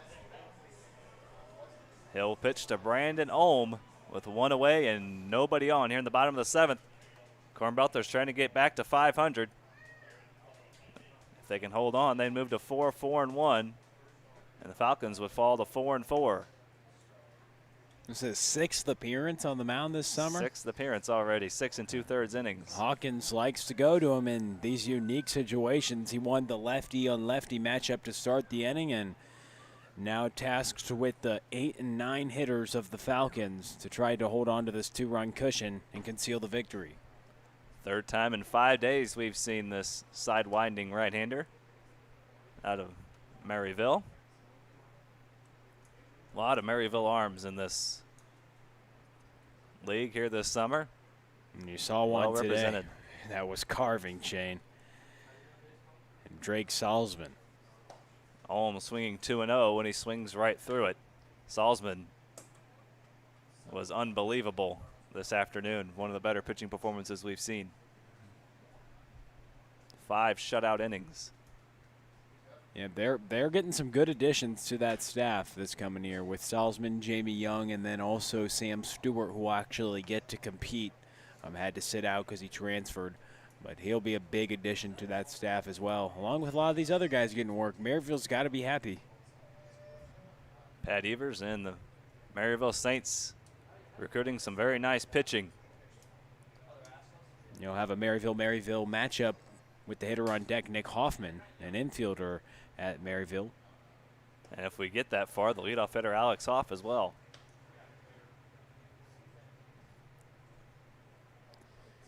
Trying to work around some of his teammates to close out this ball game. He's going to have to go through at least one of them.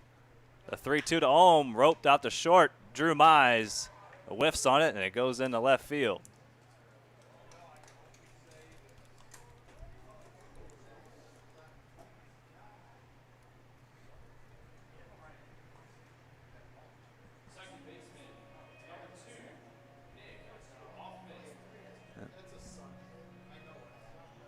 So a base hit for Ohm. He's on for the second time. Via the base hit, he's now 2 for 3. And now House looking for the double play off his teammate, Nick Hoffman. Back-to-back Maryville Saints, 9-1 in the Falcons order, Hoffman and Hoff.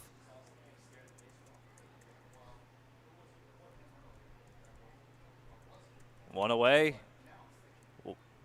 One man on, tying run at the plate. Cornbelters added an insurance run in the top of the 7th with 2 outs.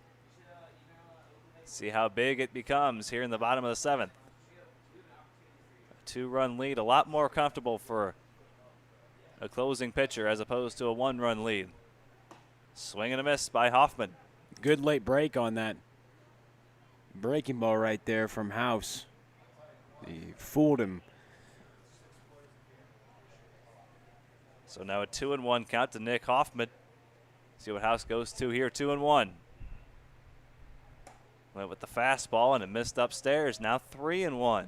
Things getting interesting here in the late innings in the Car Shield Collegiate League. Tell us if you've heard that one before. 3-1 coming to Hoffman. Inside corner, good pitch there from House. In middle infield double play depth. They're looking for that ground ball. Hoffman does have good speed. It'd be hard to double him up. 3-2 coming from Hayden House. Swing and a miss. A big strikeout there for House. And now he's 1 out away from closing the door on the Falcons. Hawkins using House a lot. And he's been pretty successful this summer. Has already picked up a couple victories on the mound, thrown in some crucial innings, had 5 appearances in that abbreviated season at Maryville. He's an arm they like to use out of the bullpen. Alex Hoff, the final hope for the Falcons. He struck out a couple of times, 0 for 3 on the evening. Out of the leadoff spot for Josh Kiesel and the Falcons, playing center field.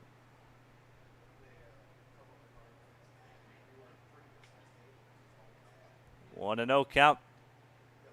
Maryville Saint against Maryville Saint. That's down low. House got the better of his teammate Hoffman. See what he does with Hoff here with 2 away. Final hope for the Falcons as they try to come back.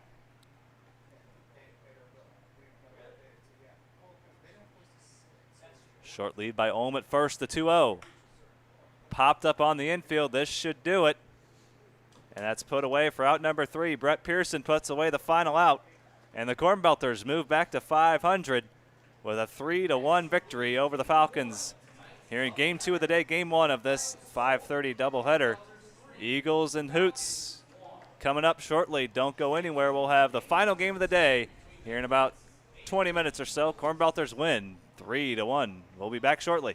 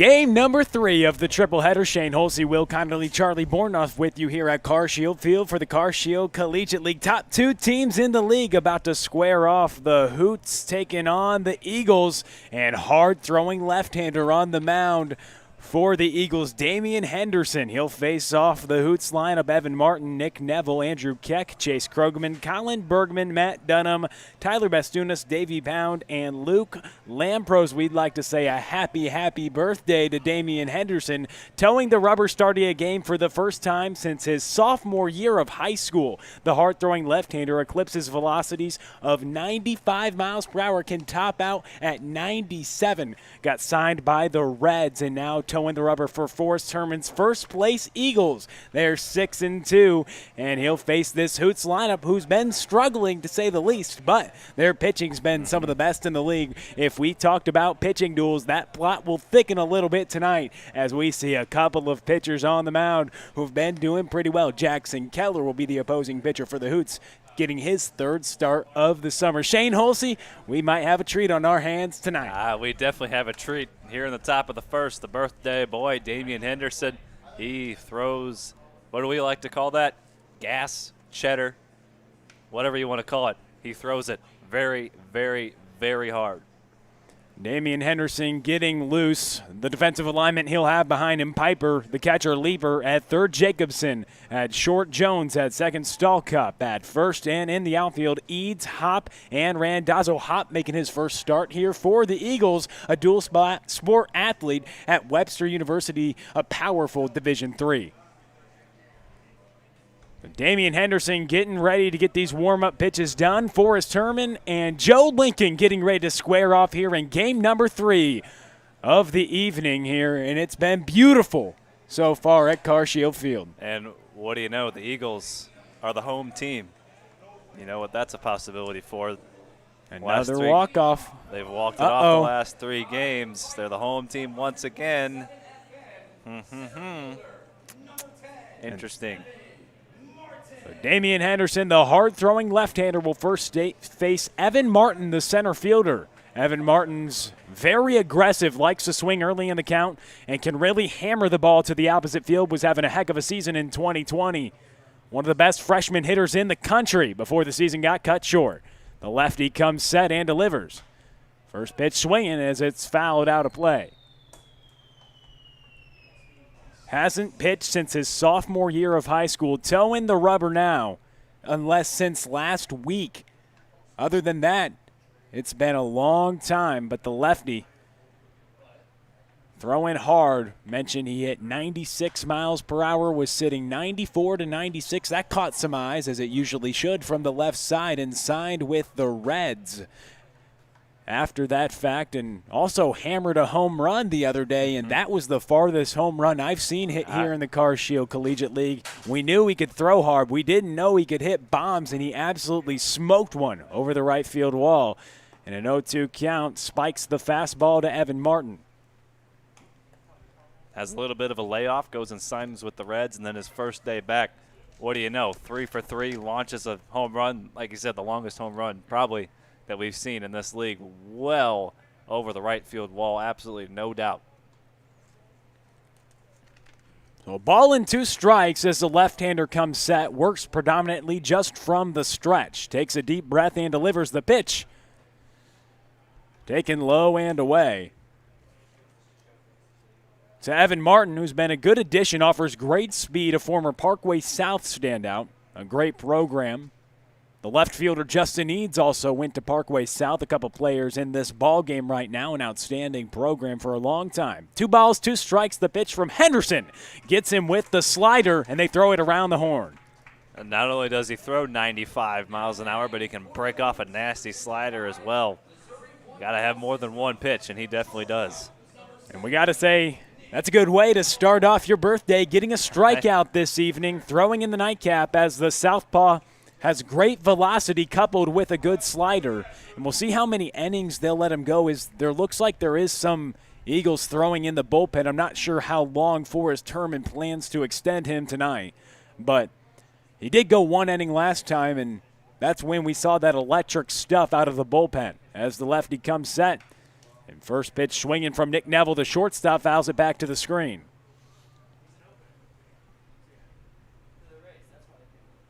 Nick Neville, 2 for 6 so far this season. And Andrew Keck on deck.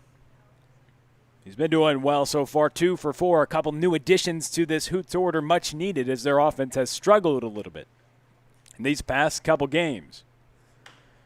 Neville grounds this one off his foot, and it'll be 0-2 for the second consecutive hitter. Be interesting to see how Henderson tries to finish off Neville. He got Evan Martin swinging on the breaking ball. You talk about the lack of offense for the Hoots, but they've more than made up for it on the mound. A 1.75 team ERA coming into play. That's impressive for one player, but to do that as a whole staff in 48 innings, that's pretty impressive.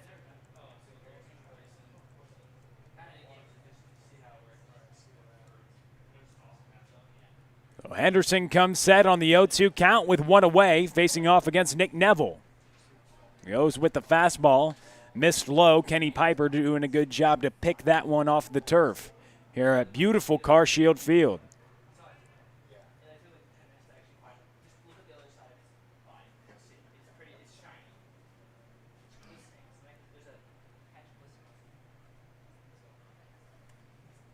The left-hander comes set, a 1-ball, 2-strike count. And this one's hit softly toward the first baseman. John Stallcup will step on the bag for the second out. And Damian Henderson showing some electric stuff early on. And I mentioned the dual threat. He can throw hard, he can hit it far, and that's what he did at CSU Bakersfield, a standout athlete he's always been. And now facing Andrew Keck, the 3-hole. And that fastball just bears in on you, especially with the running action he has. 95, 96 miles an hour. That gets on you in a hurry. As Henderson comes set facing Andrew Keck. The former Vianney standout won a state championship with that squad and was off to a stellar season, hitting about 400 at the Division I level at SEMO. 0-1 is the count with 2 outs. As Keck takes that pitch for a ball low, 1 ball, 1 strike with 2 away.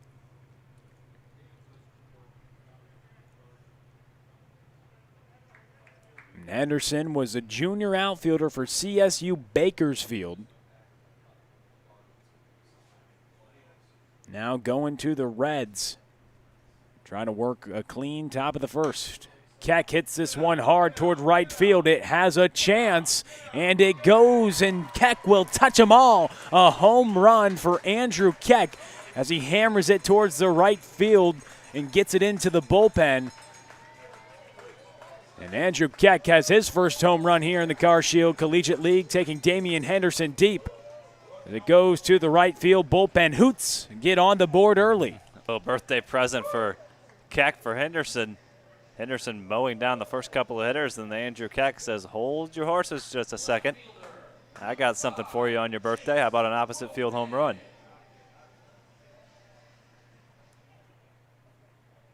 So Andrew Keck with the big fly, hitting the solo shot with 2 outs. Here in the top of the first inning, that brings up Chase Krogman. Krogman, first pitch swinging, and it's fouled toward the left side, now to play.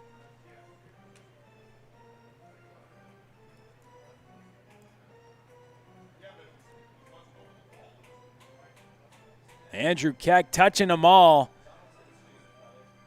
Hitting an opposite field 2-out shot to put the Hoots on the board. 1-0 the score. Facing off against the birthday boy, Damian Henderson.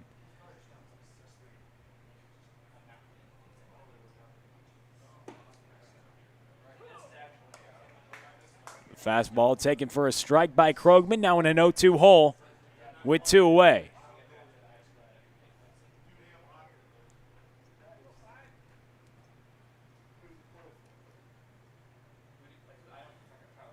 The 0-2 pitch awaits from Henderson.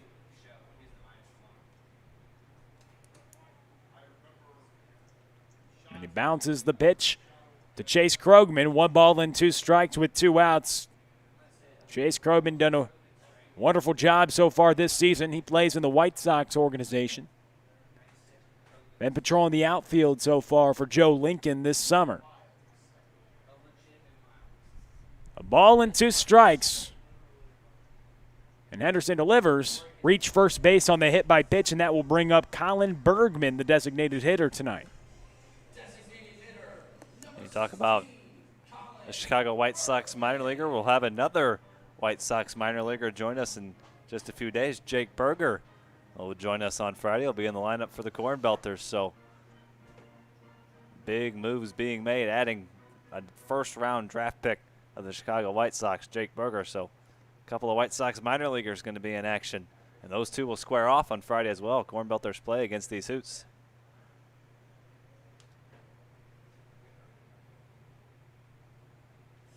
So the hard-throwing lefty will now try to work out of a hit by pitch.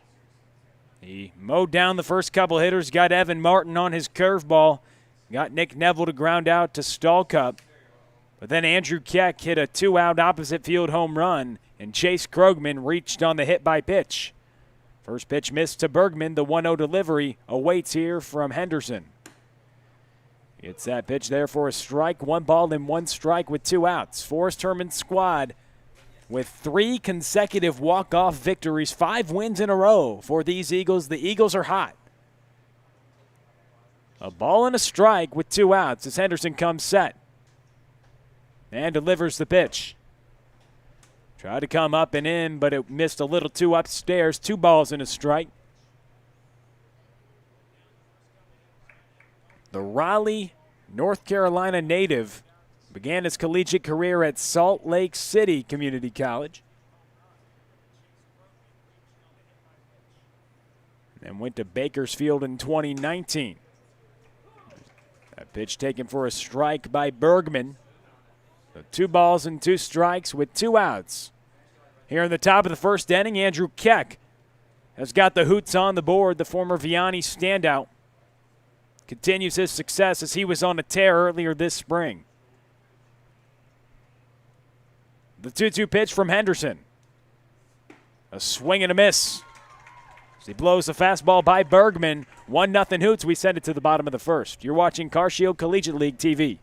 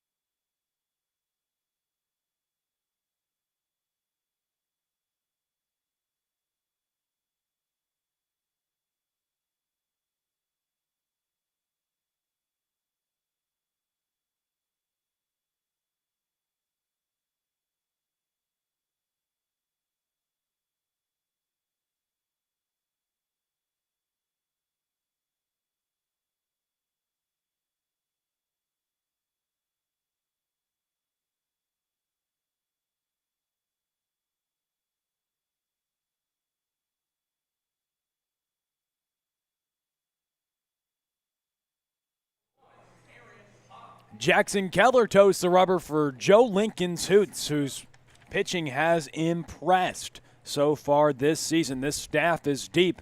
Jackson Keller, a part of that arsenal. As the first pitch he gets over with a strike, features a nice sinker, gets a lot of ground ball outs. Another Missouri Baptist pitcher. One of his teammates earlier, Josh Sieglitz had a nice outing. He'll try to do the same and represent the Spartans well. 1 ball, 1 strike to Aaron Hopp. He hit this one toward the right side. Aaron Hopp enters into the Eagles lineup, and first time you see him, he leads things off for Forrest Herman.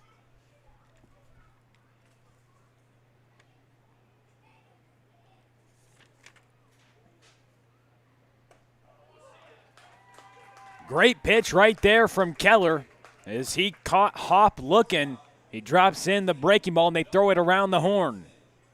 As a Webster University dual sport athlete's retired, Keller gets a strikeout looking to start off his night.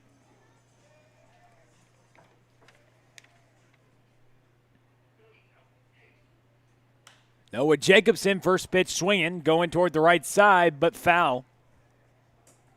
Jacobson 7 hits in 18 tries so far this season. 5 singles, a pair of home runs, and 4 runs batted in.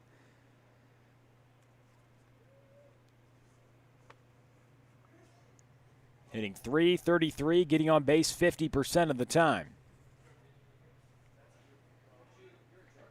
Hitting in the second spot for Forrest Herman's first place 6-2 Eagles, who have won 5 in a row. Keller drops in a breaking ball.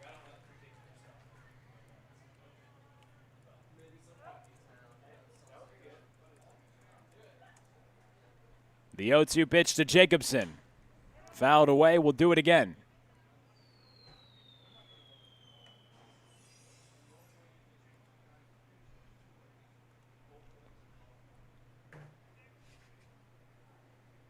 The 0-2 offering, missed low. There's a right-handed pitcher who transferred from St. Louis Community College to play for the Missouri Baptist Spartans. Was in his junior season. The right-handed pitcher from St. Louis, Missouri, with a 1-2 count. He gets in on Jacobson's hands. He grounds out to the second baseman, Bastunas, who throws it over to Dunham for the second out here in the bottom of the first inning. Score that one a 4-3 in the second out. 3-hole. Now Peyton Lieber comes up to the plate, and he's been a part of that streak of the 3 consecutive walk-off victories that Forrest Herman's Eagles have had. You had a Hamilton-Anderson RBI base knock the other day, and a knock right there, taking it right back up the middle for Peyton Lieber. Then you had a No Lee Arnson walk-off home run. And you had a Peyton Lieber home run to walk things off as well. Forrest Herman's got his squad playing well as Kenny Piper comes to the plate. Speaking of birthdays, the other day Kenny Piper had a birthday. Likewise, starting pitcher today, Damian Henderson, having his birthday. As Jackson Keller comes set, trying to work around a 2-out single. Drops in a breaking ball for the first strike to the catcher, Kenny Piper. Jackson Keller through 5 2/3 innings. Missouri Baptist in the 2020 season had 6 strikeouts in 5 2/3.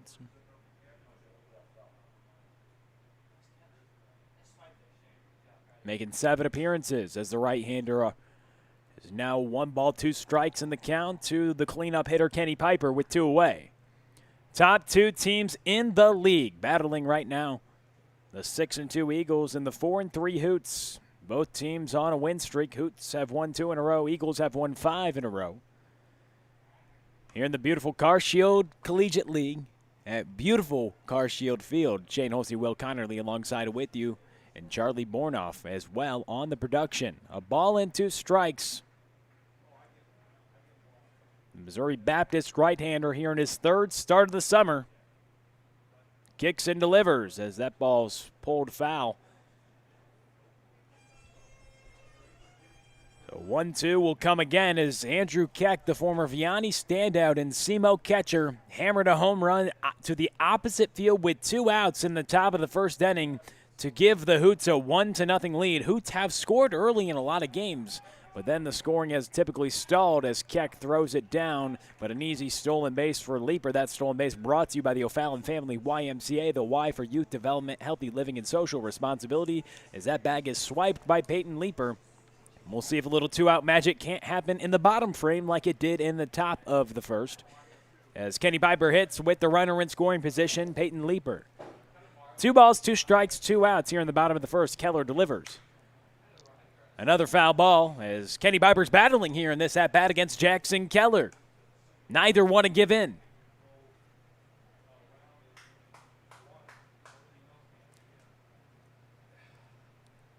Keller getting his signs from Keck. Runner on second is Peyton Leaper. Takes a couple checks at him and kicks. Just outside. Andrew Keck tried to frame that one in the zone. Now 3 balls and 2 strikes with 2 outs. The catcher, Kenny Piper, awaits the payoff pitch.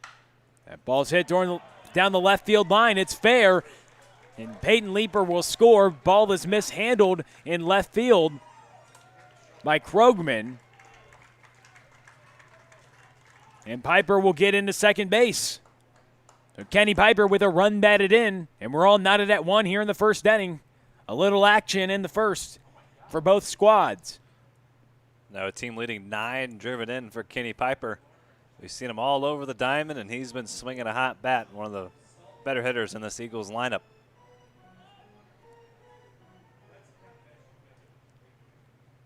Cleaning things up as he should. Leading the team in runs batted in. As the first baseman, John Stallcup, now comes to the plate.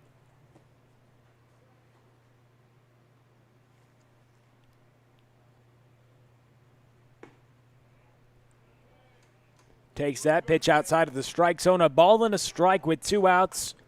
As both teams come in with 2-out runs. It was a 2-out solo shot for Andrew Keck in the top half and a 2-out RBI base knock for Kenny Piper. In the bottom half, we're knotted at 1. John Stallcup, 5 hits and 16 tries so far this season. And a good source of offense for Forrest Terman's Eagles. And likewise, the guy on deck, Hamilton Anderson's been on fire. Woo! That's the ever. That pitch is taken low. Try eight RBIs in the last 3 games. He had no runs batted in on the season until 3 games ago, and now he's driven in 8. Was tied with Piper before this game. Now Piper inches ahead of him.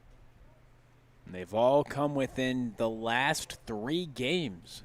Hamilton Anderson, jury's got to be happy with him catching fire. 2 balls, 2 strikes, 2 outs, runner on second. Here in a tie ball game in the first, Keller delivers. Hit up the middle. Neville fields it and throws it over to first. And Keller strands a runner, but 1 comes across. We're knotted at 1 after 1. You're watching Carcio Collegiate League TV.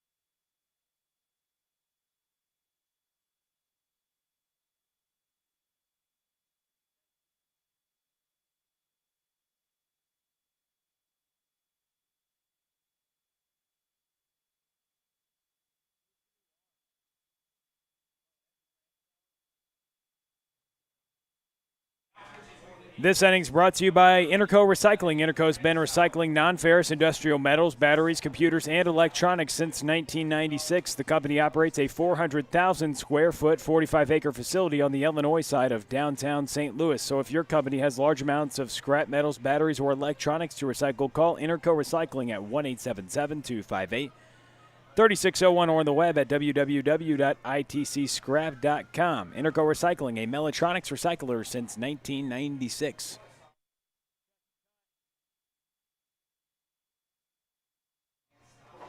So Damian Henderson's night is complete. He worked the first inning, got a couple strikeouts, surrendered a solo shot to the SEMO catcher Andrew Keck.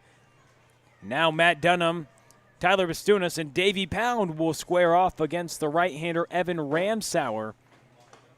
Worked an inning of relief the other day in his first appearance in the Car Shield Collegiate League, but now coming in relieving Henderson after he worked one inning. We thought that would probably be the case after we saw some action down in the bullpen.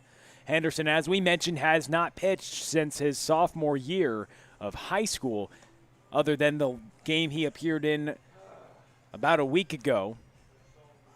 But now that gives way to Ramsauer. He'll face Matt Dunham, Tyler Bastunas, and Davey Pound.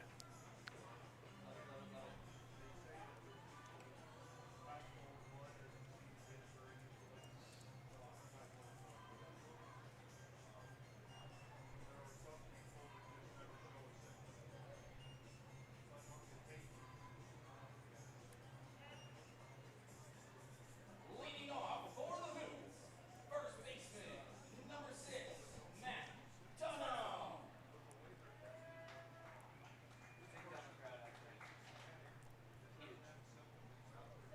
So Matt Dunham comes to the plate, the first baseman for the Hoots.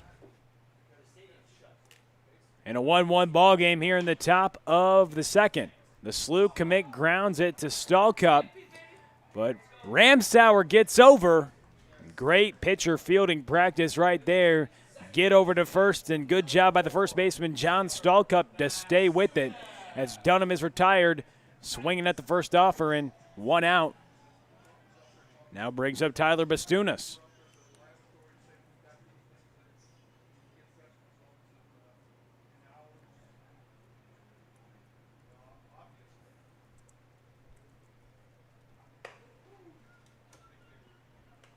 Evan Ramsauer, Jefferson College,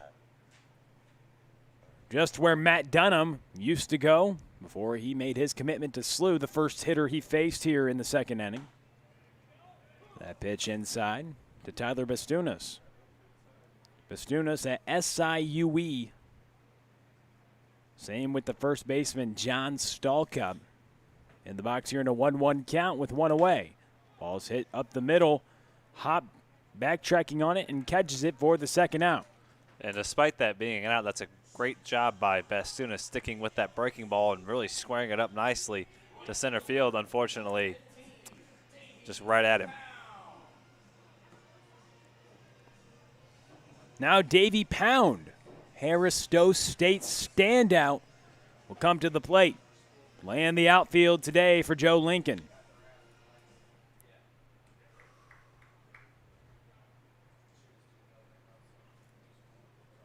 The 6'1" outfielder facing off against Ramsauer.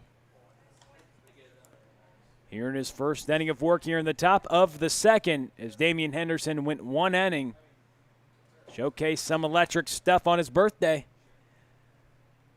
But likely the case, we probably likely just see him for one, as Davey Pound has a swing and a miss. Pound attended Rolla High School, and currently a business major at Harris Stowe State. Hails from Rolla, Missouri. Was competing in his sophomore season with the Hornets. An NAIA standout athlete he is, Shane. He was having one heck of a season. 387 hitter. He was leading the Hornets in that category prior to the stoppage. 36 hits, 28 games. He was on a tear. And 5 of those hits were the big fly. He has some power. He had 5 home runs in that abbreviated season. A ball and 2 strikes with 2 away as the right-hander Ramsauer comes set. The delivery. A swing and a miss, and Pound is set down swinging. Ramsauer works a clean frame. We send it to the bottom of the second. You're watching Car Shield Collegiate League TV.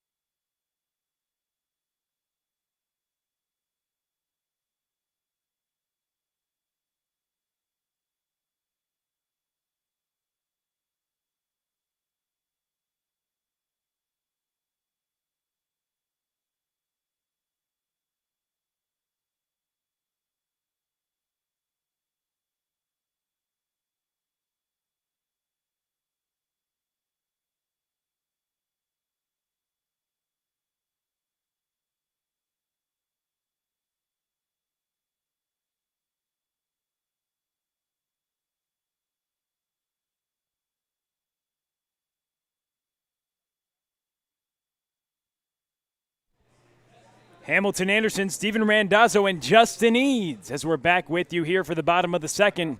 And we better start talking about Hamilton Anderson. We know he likes to ambush it early in the count, but he warrants a lot of conversation. The jury standout has been doing well as that first pitch is taken for a strike on the outside corner from Jackson Keller, who's back out there for his second inning of work.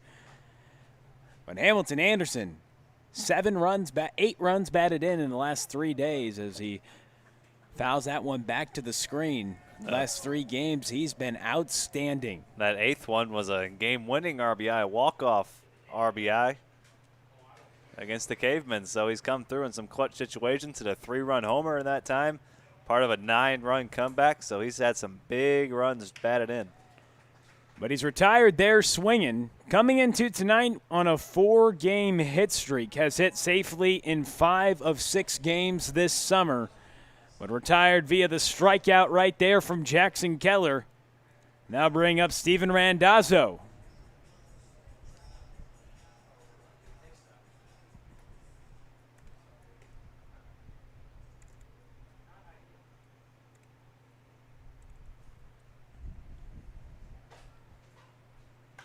Randazzo, first pitch swinging. He fouls that one away. 0-1 the count against the Missouri Baptist right-hander Jackson Keller.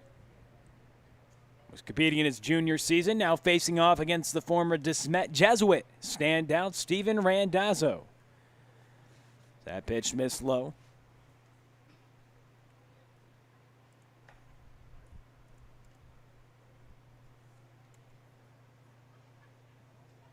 Steven Randazzo and Hamilton Anderson back-to-back in this order.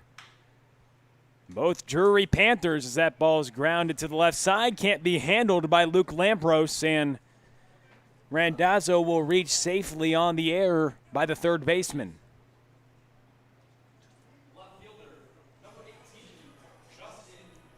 The Quincy University outfielder Justin Eads now comes to the plate. As the Drury Panther on first, so you have 3 hitters in a row who are members of the Great Lakes Valley Conference, Hamilton Anderson and Steven Randazzo, Drury. And now Justin Eads, the Quincy outfielder who is just in his senior season, but going back, got that extra year because of the coronavirus. Getting back in safely is Randazzo, who reached via the air. Here in a 1-1 ball game in the bottom of the second, Jackson Keller out there for his 3rd start this summer. He's impressed with that good sinker, one he might try to dial up now to get a double play. And you wonder if sometimes with Eads playing with these Drury players, if that gets a little awkward sometimes. Quincy and Drury big rivals when it comes to baseball, both always towards the top of the GLVC. Yeah, both teams, no love lost between the two schools, that's for sure, but I'm sure they have a ton of camaraderie all playing out here this summer. They're all playing for the same team this summer. All 6 teams, it feels like, on the same team just to get back out on the field and have competition, Shane. But 0-1 the count is inside, but as you mentioned, everybody wishes they were on that team of the Eagles right now at top of the table. 3 straight walk-offs, 5 straight wins. As Jackson Keller misses inside, a ball and a strike with 1 away. Keller delivers. And Eads, this could be tailor-made. 6 plus 4 plus 3 equals 2. Our favorite equation here. If you're a pitcher, we are through 2. We send it to Shane Holsey on Carcio Collegiate League TV.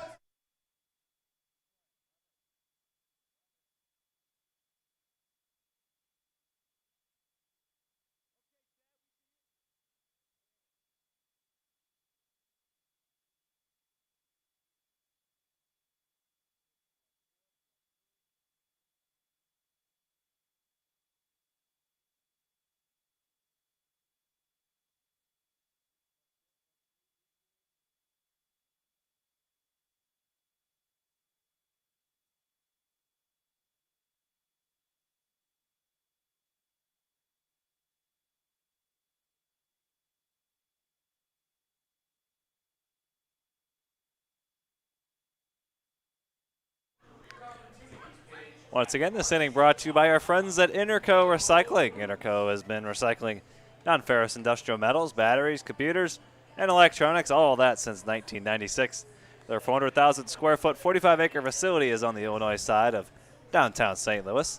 So if your company has large amounts of scrap metals, batteries, or electronics to recycle, you can give Interco Recycling a call at 1-877-258-3601. Or you can head to your web browser and type in itcscrap.com. You can find them there as well. Interco Recycling, a Metaltronics recycler since 1996.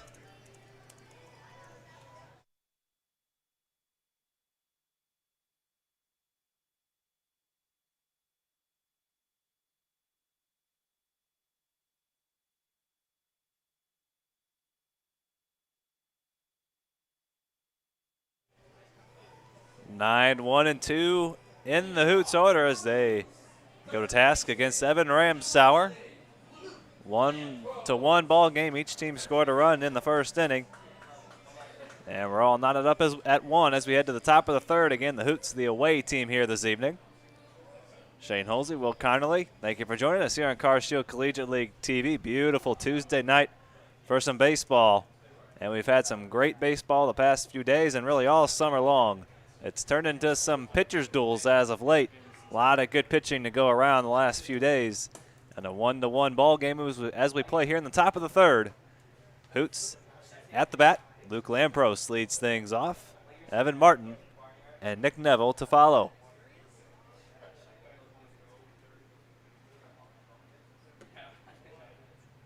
That's down low for a ball to Luke Lampros out of Harris Stowe. Both he and Davey Pound.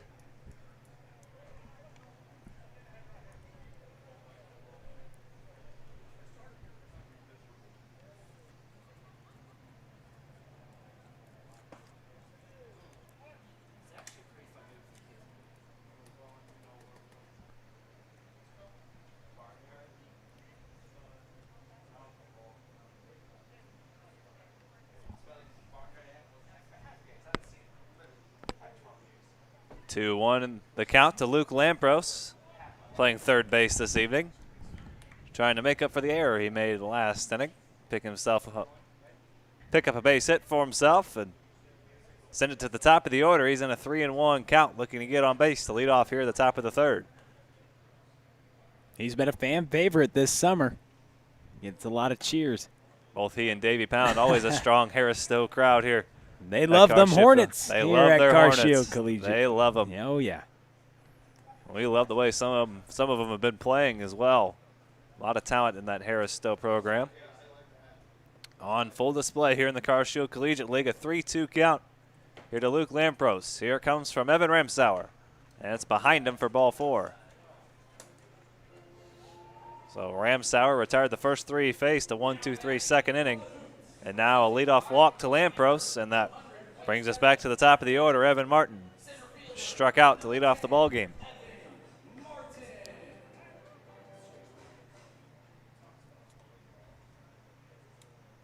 Couple of SIU Salukis at the top of this Hoots order. Evan Martin, Nick Neville. Martin in center field, Neville at shortstop. Up the middle for the Hoots this evening. Martin, originally out of Manchester, Missouri, 6'1", 175 pounds. As we've talked about, was on an absolute tear for the Salukis this spring. 9 for his first 21, hitting over 400. 429 to be exact.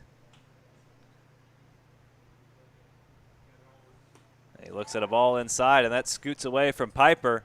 And Lampros will head into scoring position to take the double play out of order.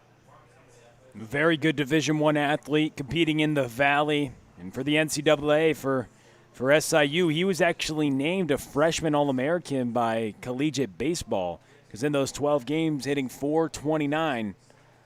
It's one of the best marks for a freshman in the nation. And didn't commit an error in the outfield. Very strong defensive outfielder, runs very well. Perfect hitter to have at the top of the order for Joe Lincoln. And a nice 1-2 punch out of Carbondale with a couple of left-handed hitters, Martin and Neville. 1-2 in the Hoots order.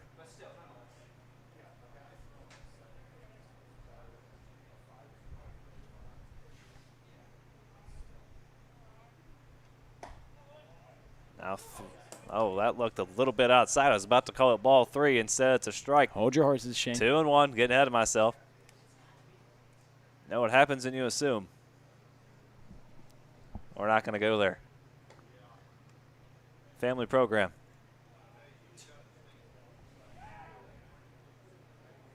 The 2-1. Breaking ball just missed.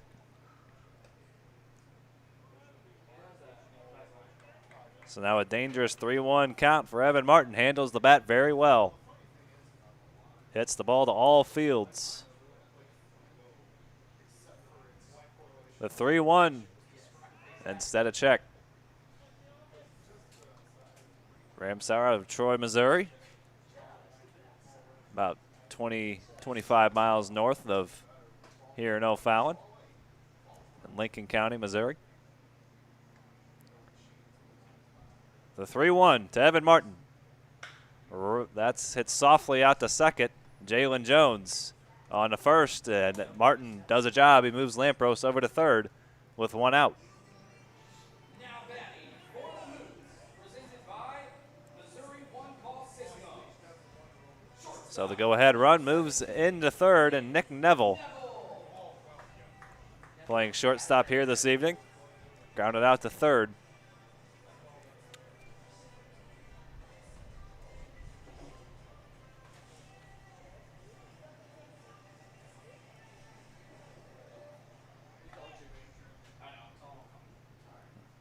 Nick Neville started all 18 games at SIU Carbondale, all at shortstop. Was off to a very good start as well.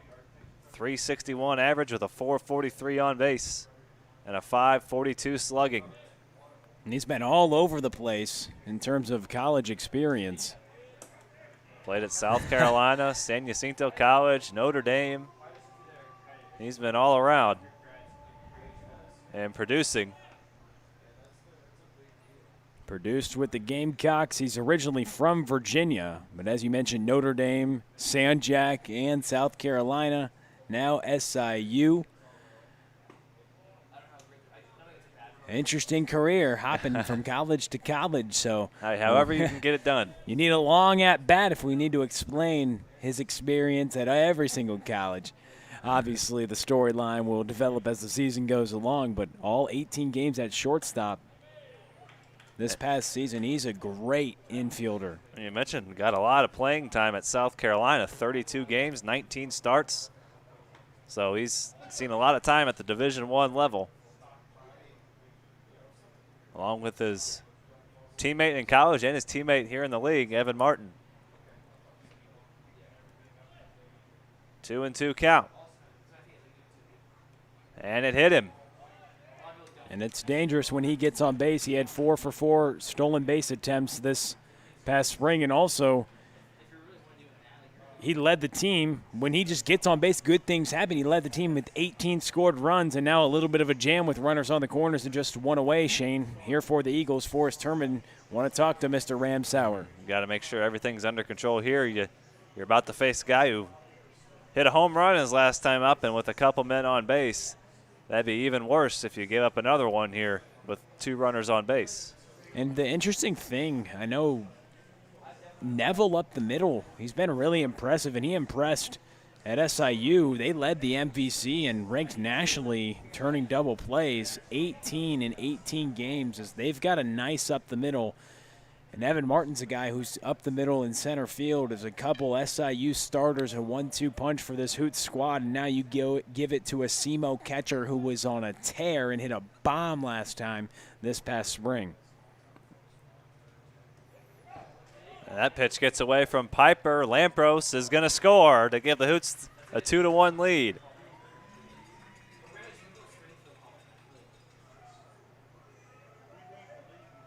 So they got a run on the Keck homer, and now with Keck at the plate, they score another run. Of course, no RBI for Keck, but Lampros comes across to score. Neville moves up to second and takes away the possibility of a double play.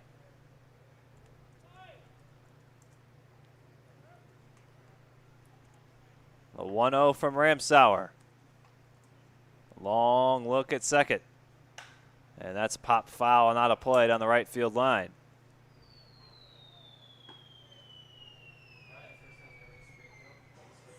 Mentioned Keck, former St. John Vianney standout. 28 for 70. Starting catcher for Southeast Missouri State. They have a lot of talent behind the plate. The 1-1 fouled right over our heads.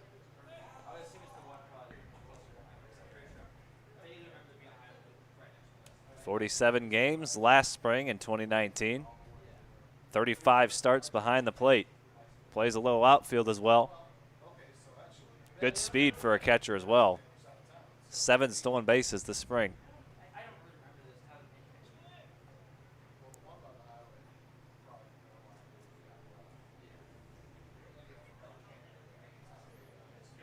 One-two coming to Andrew Keck.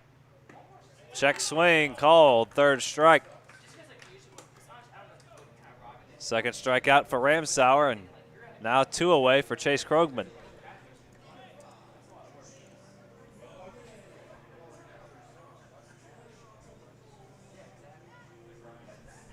Krogman was hit by a pitch the first time he was at the plate. 2 Hoots have been hit by a pitch here in the first 3 innings. Henderson plunked Krogman back in the first after surrendering the home run to Keck. Ramsauer hit Nick Neville with the pitch. He stands on second. 2-1 lead for the Hoots. Luke Lampros comes across to score on the wild pitch. With Andrew Keck at the plate, Keck goes down on strikes.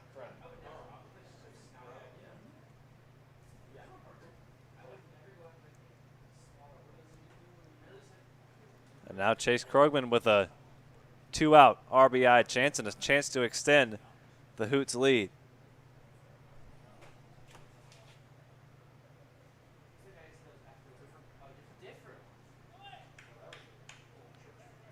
Evan Ramsauer working to Chase Krogman, runner on second.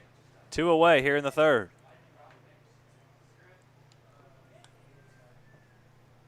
Krogman, as we've mentioned, a draft pick of the Chicago White Sox in 2019, the 34th round. Played in the Arizona Fall League in 2019. 4 for 21 there with a run driven in. And he swings and fouls that one out of play for strike 1. We saw ever since Chase was coming out of junior high, headed to high school, headed to Liberty High School. One of the finest talents in the area. And starred all throughout his time at Liberty. Both he and his older brother Stone, very prominent members of the Liberty Eagles.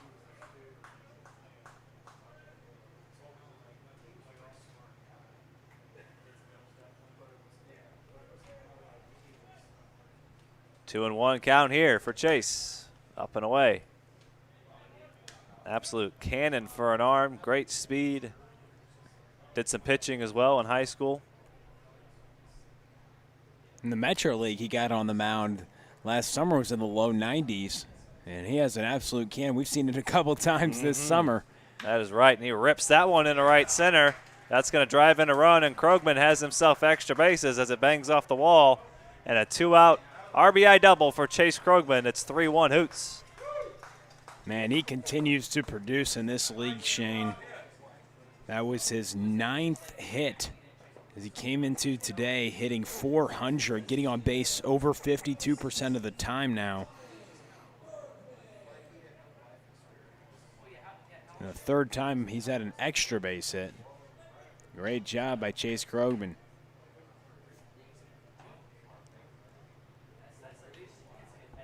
So a 2-out RBI double. He trades places with Neville to make it 3-1. Now the Slew Billiken, Colin Bergman.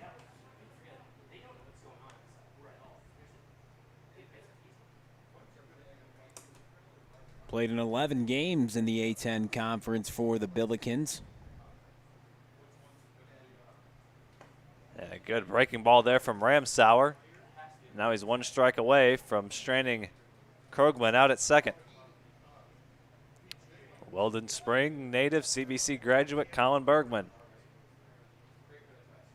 With a runner on second and 2 away. Breaking ball just missed.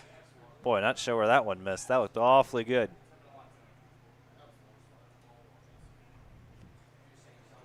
Bergman also a member of the National Honor Society at CBC Honors Program. Was in the top 10% of his class. And he looks at a call, 3rd strike. Ramsauer sets down Bergman. He goes down for the 2nd time, but an RBI double by Chase Krogman extends the Hoots lead to 3-1 as we head to the bottom of the 3rd here on Car Shield Collegiate League TV.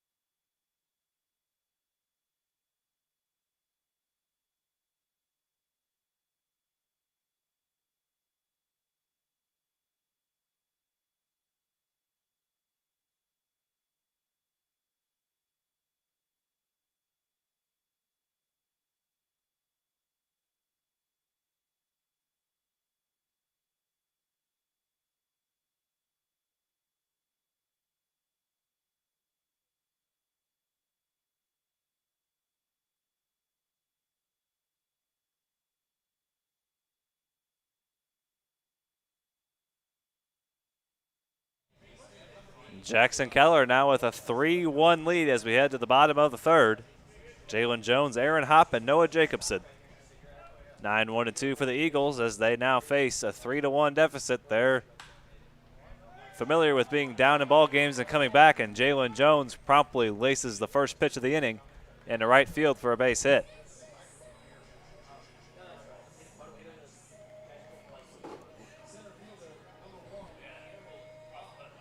Jalen Jones has started to heat up a little bit. That's now his 6th hit and 20 at-bats. Has scored 7 runs for the Eagles. Good for 2nd on the ball club. And Now back to the top of the order, and the Webster University Gorlock, Aaron Hop.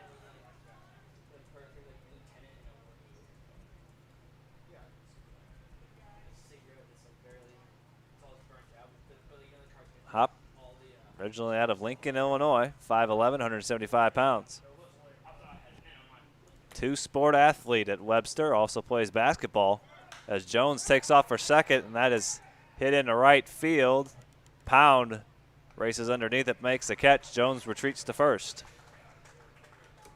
They had the hit and run on, and Hop got underneath it and flies out to right. He's now 0 for 2.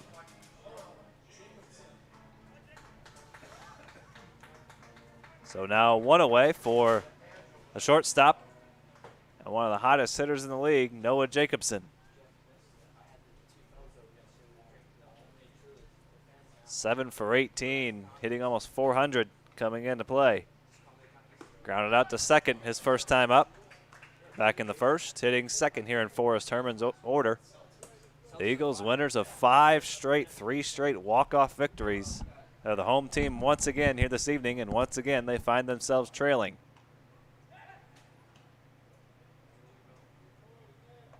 All those walk-off victories, they've had to come from behind. I mean, one of them was just a 9-0 deficit, Shane. It wasn't. Nothing big. Jones takes off for second again, and that's fouled away.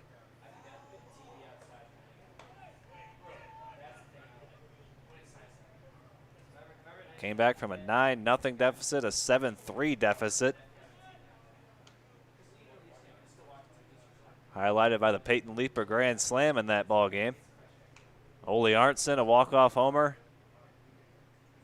Jones takes off again. The throw down by Keck is high and sails into center field. Jones is going to take off for third. Martin bobbles it out in center, and Jones heads on into third on the throwing error by Keck. Again, that stolen base brought to you by the O'Fallon Family YMCA, the Y for youth development, healthy living, and social responsibility. Jones swipes the bag and heads over to third on the throwing error.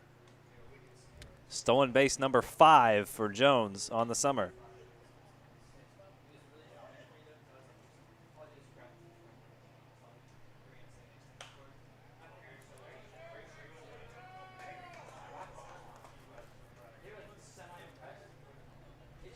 Noah Jacobson now in a 1-2 count. Now with a runner in scoring position, one away with the infield back. The third baseman, Lampros, playing in.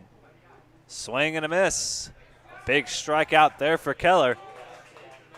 And he notches his third strikeout of the ball game. You maybe thought that Andrew Keck knew how Noah Jacobson likes to swing it, both SEMO standouts. And Jacobson, as you mentioned, he's been raking this summer, but maybe Andrew Keck had a little insider info. Former teammate, knows his tendencies, knows what to dial up for Jackson Keller. That's something we admitted ourselves, that's something we kind of overlook when these teammates play against each other, whether it's a pitcher facing a hitter or even the catcher behind the plate. That can have a huge impact, and if the catcher knows the tendencies of the hitter, he can exploit them, and Jacobson's 0 for 2 this evening. Storyline that we'll have to follow when we see many schools represented in duplicate form, many guys, not just one institution a lot of times represented. There's multiple athletes from a lot of these local schools in this league. Really players all across the country represented. Absolutely. That's blocked nicely by Keck there. Jalen Jones, those 5 steals lead the team. He's a perfect 5 for 5.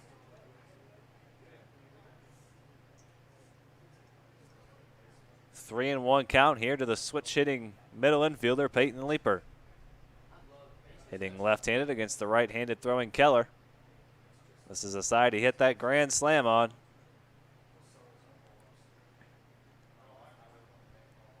And he ropes that one foul down the first base line. Count goes full with 3 and 2.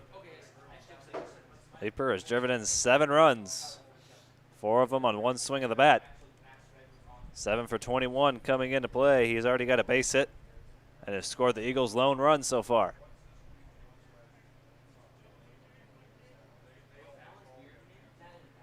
The 3-2 from Keller. Outside corner, got him looking. 4 strikeouts for Jackson Keller. And he strands a runner on third base. We head to the 4th. Hoots coming to bat on top, 3-1.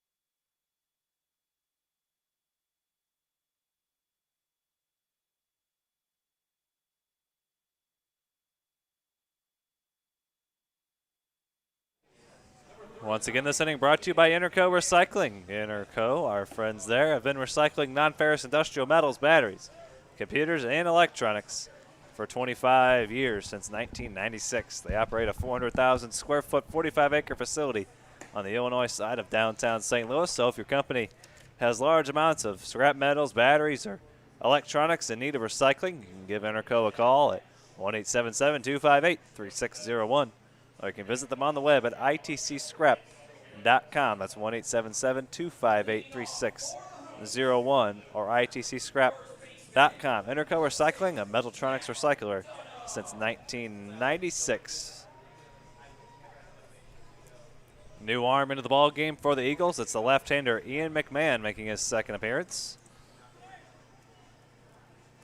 Pitched an inning in the third against the Cavemen back on July 11th. On Saturday. Making his second appearance here, the Eagles trailing 3-1. Ian McMahon, member of the Vols at John A. Logan. Left-handed pitcher, stands 5 feet 10 inches tall, 200 pounds. We know how excited he was to get back on the mound. We saw him post on social media just before the first time he pitched. He was amped up to get back out on the mound. Throwing those bullpens, and you can't blame him. He had 4 appearances for John A. In 7 2/3 innings, had a nice 3.52 ERA with 7 strikeouts in those 7 2/3. And I'd be excited to get back out there too. You know, the season is cut short. He's putting together a little campaign, and the left-hander back out on the mound. He's pretty excited to do it. Struggled a little bit his last time out, so he'll look to redeem himself here this evening against the Hoots. And those 4 appearances with the Vols, we talk about the Vols. They have some talent. We talk about Wabash Valley. We talk about John A. Logan. There's a lot of Division I transfers and draft picks out of there. Jefferson College, a couple years removed from going to the World Series. A lot of athletes in this league have spent time there. And one guy at the plate, Matt Dunham, transferring to SLU from Jeffco. Another one of those D1 transfers. The 2-2, swing and a miss. First strikeout for McMahon on the first hitter he faces.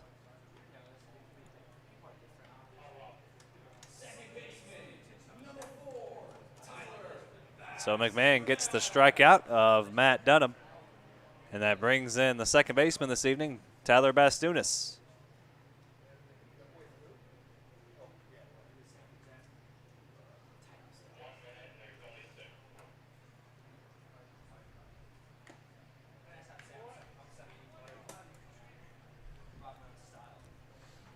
Oh, and 1 count to the second baseman.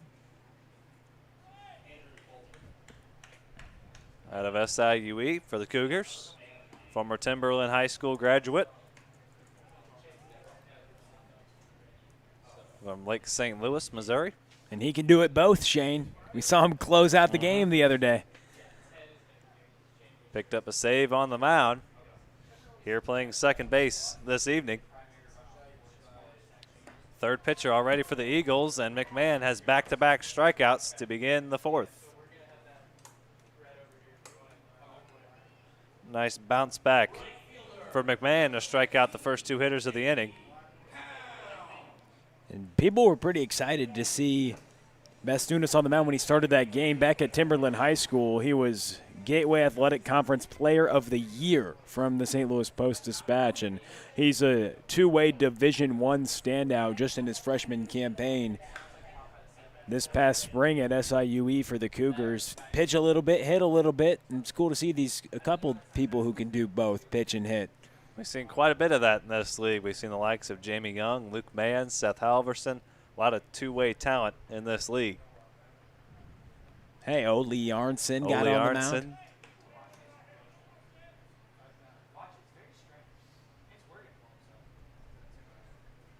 Now somebody. And we can't forget the birthday boy either, Damian Henderson. Damian Henderson, maybe one of the most important ones in terms of succeeding on both sides. The way Damian Henderson tears the cover off the baseball, before the season started when we were putting together our notes, this guy is going to be a great hitter from CSU's Bakersfield. We're looking at his stats, and then he comes out on the mound, and one of the most electric arms we've seen. It was a pleasant surprise, and maybe for a lot of people, as he hasn't pitched in years. A lot of players that have wonderful stories to talk about. And I know we mentioned it in the comments, and we've already got a handful of messages from a lot of players, parents or people they know, and continue to send them our way on Car Shield CL. And tell us color about your athletes, because we don't have as much access to them as we would in a typical season, and we want to tell these stories the best way we can. And Davey Pound goes down on strikes. McMahon strikes out the side. In order, we're halfway done here in the nightcap. 3-1 Hoots as we head to the bottom of the fourth.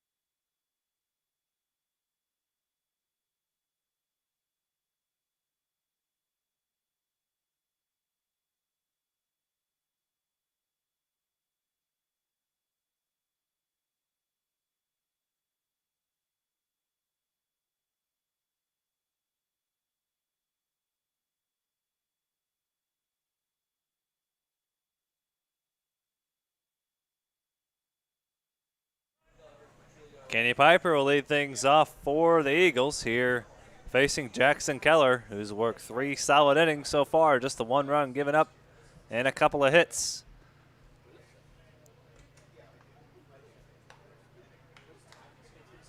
Kenny Piper had one of those hits, an RBI double. Those back-to-back base hits by Leeper and Piper in the first inning. And since then, 7 straight retired by Jackson Keller. He's been on a roll. Best, I know I say it's the best we've seen, guys, recently, because we've seen so much great pitching matchups. But again, I'd say so with Keller. Piper launches that one into center field. Martin drifts back near the track and makes the catch. A loud first out. Just got underneath it a little bit. Piper has big power. Not the biggest guy in the lineup, just 5'10", but he's strong and compact and can drive the baseball. And he drove that one out to center field, but the SIU Saluki, Evan Martin, puts it away. 8 straight retired for Keller.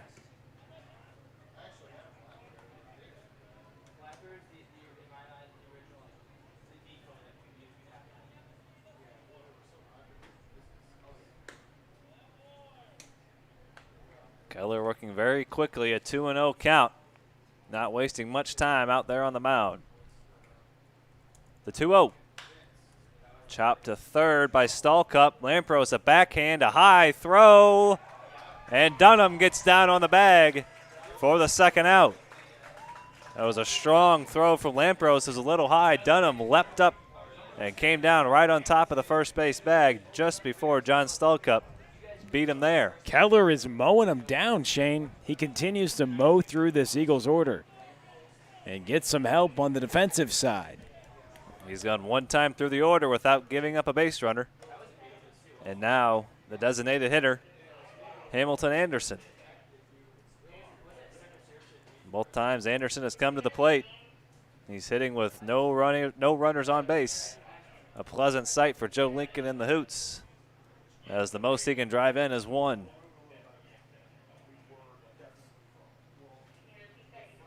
The 1-0 from Keller. Breaking ball just a bit low. Anderson struck out swinging leading off the second inning. The Drury Panther facing off against the Missouri Baptist Spartan. And Keller fires in a strike.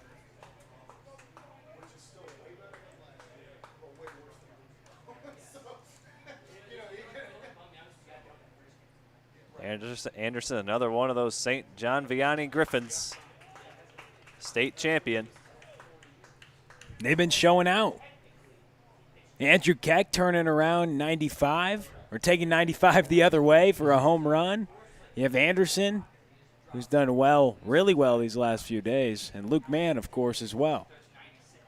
Anderson looks at a ball and draws a 2-out walk. So he's on base for the first time. That breaks a string of 9 straight retired by Jackson Keller. Had not given up a base runner since the first inning. And now the right fielder, Steven Randazzo, hitting 7th in Forrest Herman's order. Eagles 6-2 coming into play on quite a run. 3 straight walk-off victories and 5 straight overall.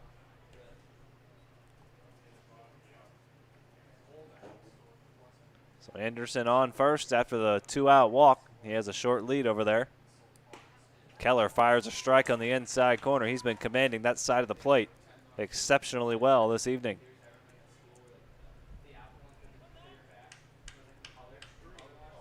Just a couple of hits surrendered for Keller so far. Make that 3 as Randazzo lines a base hit into right field. Back-to-back base runners for the Eagles. And they're threatening here with 2 away. And a couple Drury Panthers on the base pass. Randazzo was just in his sophomore year. We mentioned he was at DeSmet. A lot of MCC athletes. We mentioned that, a common theme. Great baseball in that conference. Randazzo, good piece of hitting, taking it the other way. And sometimes that's the approach you have to have on these sinker ballers who get in on your hands. Okay, I'm going to take it the other way. And you kind of shift your approach. And we'll see what Justin Eads does, a guy who we know has a ton of power to the opposite field. 100%. Quincy University standout and former Parkway South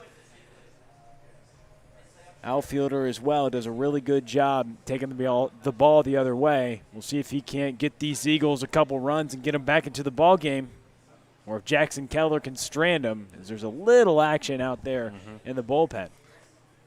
And once again, I noticed this the last time Eads was at the plate, a massive gap in right center. That's his power alley. If he puts one out there, he could have, well, for sure have 2 bases, maybe even 3. Yeah, and we talk about Randazzo. He was hitting .342 with Drury before that season stopped, and he's young. He's an underclassman, just a sophomore at Drury, getting a lot of starts. Eads looks at strike 1, 0-1. Eads grounded into a 6-4-3 double play that ended the second inning.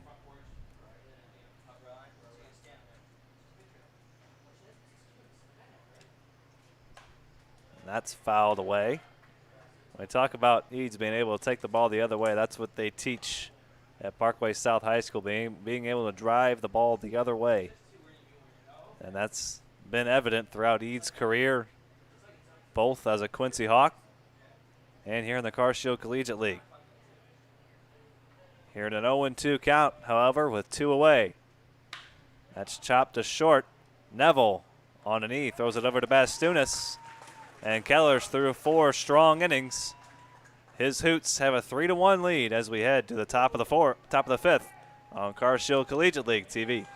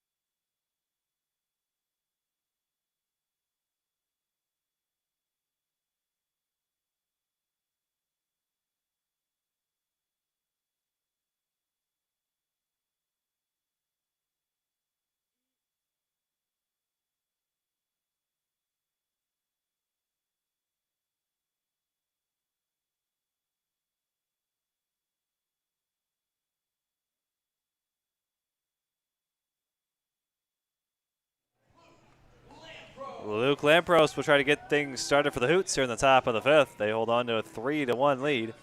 Ian McMahon struck out the side in order, but he came into the game last inning in the 4th. Third Eagles pitcher to toe the rubber this evening, and he drops in a breaking ball for strike 1. Lampros reached on a walk and scored a run in that 2-run 3rd inning that gave the Hoots the lead.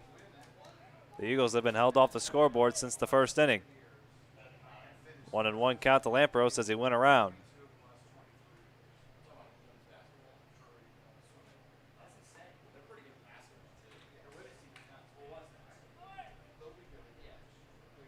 The 0-2 for McMahon. Check swing, and he went around. 4 straight strikeouts out of the bullpen for Ian McMahon.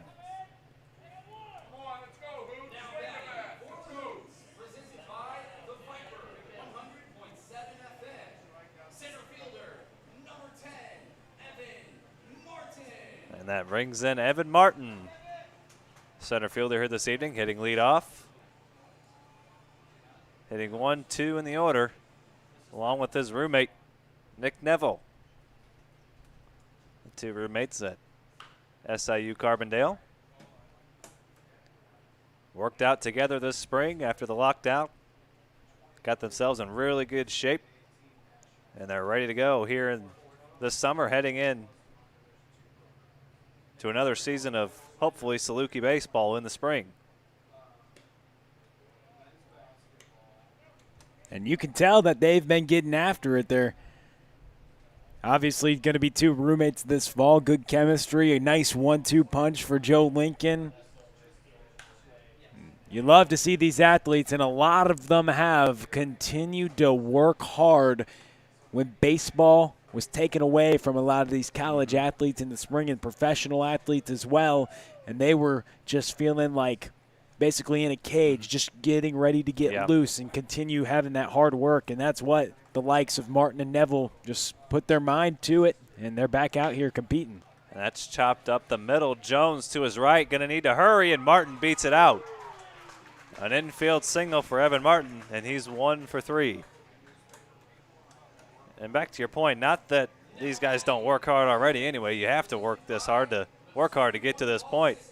But when something gets taken away from you, that almost intensifies your training a little bit. You start to think, oh, maybe this could happen again, so I better work as hard as I can now while I still have the chance. Yeah, that's cool. The guy at the plate, Nick Neville, instead of going home, decided to work out with the guy on first base, Devin Martin. Two college teammates. Teammates and now roommates as well. Very good friends on and off the field. Maybe the workout partner can try to work him home.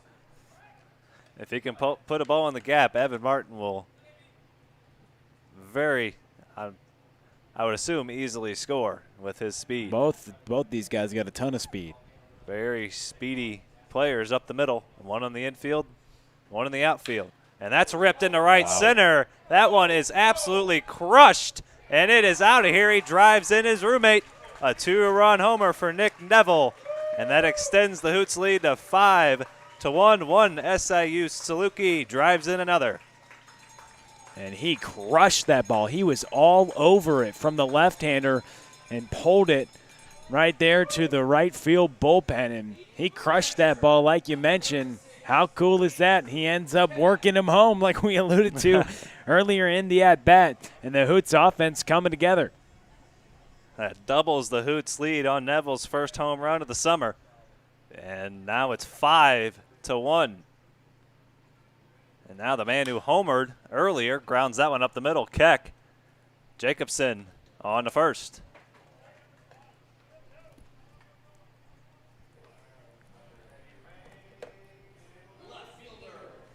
So the 2-run homer and then the ground out. And now 2 away for Chase Krogman. They're giving Jackson Keller a nice cushion. There's also action down in that bullpen. We'll see if Keller's night is complete. All indications are that a left-hander getting loose down there in the Hoots bullpen. Can't make out the number from here. Those gold numbers on the back of the uniform on these white jerseys are hard to see from a distance. But nonetheless, a left-hander getting loose for the Hoots out in their bullpen with now a 5-1 lead after the home run by Nick Neville. His first of the summer.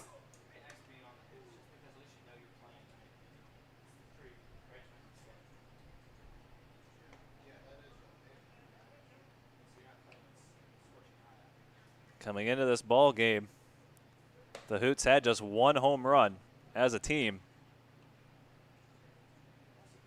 And now they have 3. Homers by Keck and now Neville.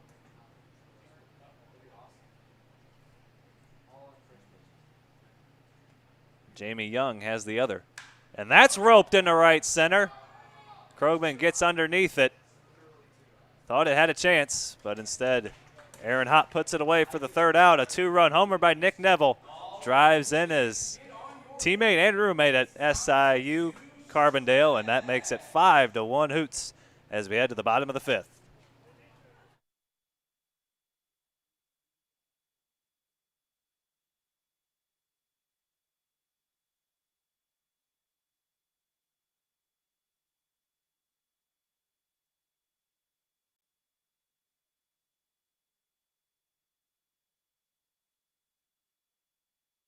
This inning's brought to you by Interco Recycling. Interco's been recycling non-ferrous industrial metals, batteries, computers, and electronics since 1996. The company operates a 400,000 square foot, 45-acre facility on the Illinois side of downtown St. Louis. So if your company has large amounts of scrap metals, batteries, or electronics to recycle, you can just call Interco Recycling at 1-877-258-3601.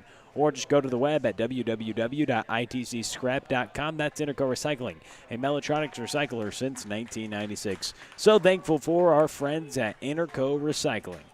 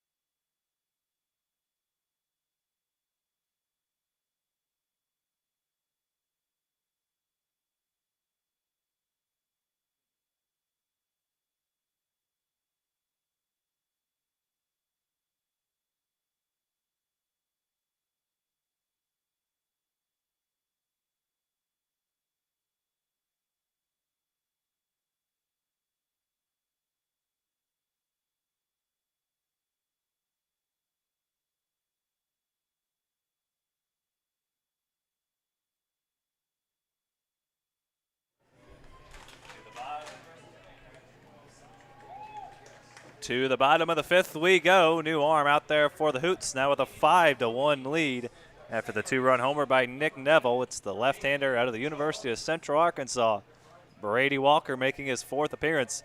He's been lights out of the bullpen for the Hoots so far this summer. 6 2/3 innings. No earned runs, giving up 8 strikeouts and 1 walk as Jalen Jones grounds out on the first pitch. And 1 pitch, 1 out here in the bottom of the fifth.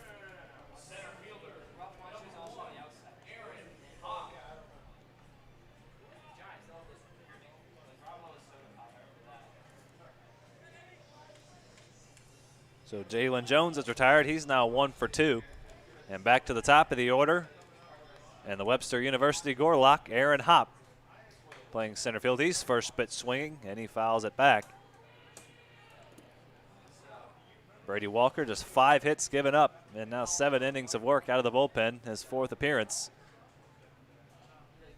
The last time we saw him against the Cornbelters on Friday, worked 3 2/3 sparkling innings, giving up just 3 hits and walking no one, striking out 3. 0-2 count here to Aaron Hopp. Outside. Thought he had strike 3. Instead, he's got ball 1.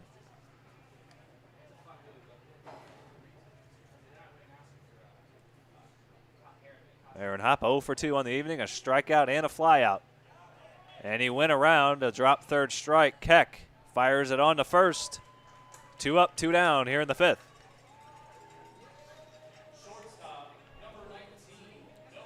So Walker gets the first 2 outs on just 5 pitches, and that brings in the shortstop, Noah Jacobson, who's hitless here this evening, 0 for 2.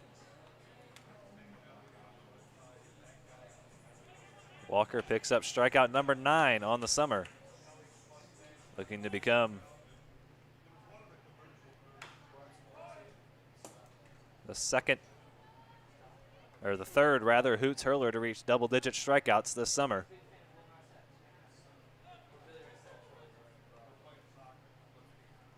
That game that Devin Turbrack pitched against the Gems, not yet official.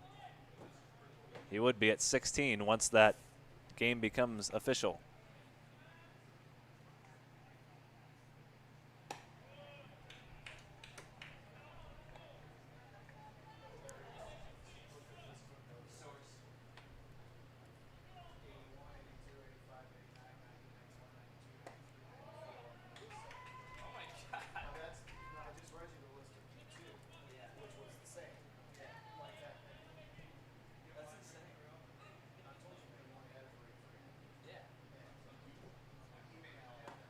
Swing and a miss by Jacobson, and Walker sets down the side in order. We head to the 6th. We send things over to Will Connerly. He'll take you home from here. 5-1 Hoots here on Car Shield Collegiate League TV.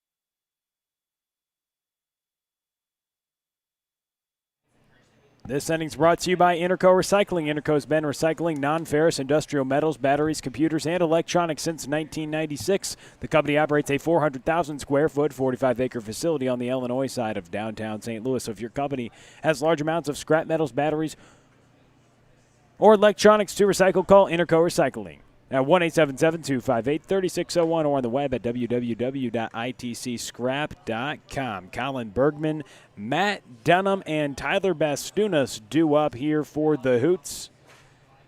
And a 5-1 lead for these Hoots. They're the road team, the away team on the scoreboard. But everybody hoots for the home team, it seems like, in the Car Shield Collegiate League.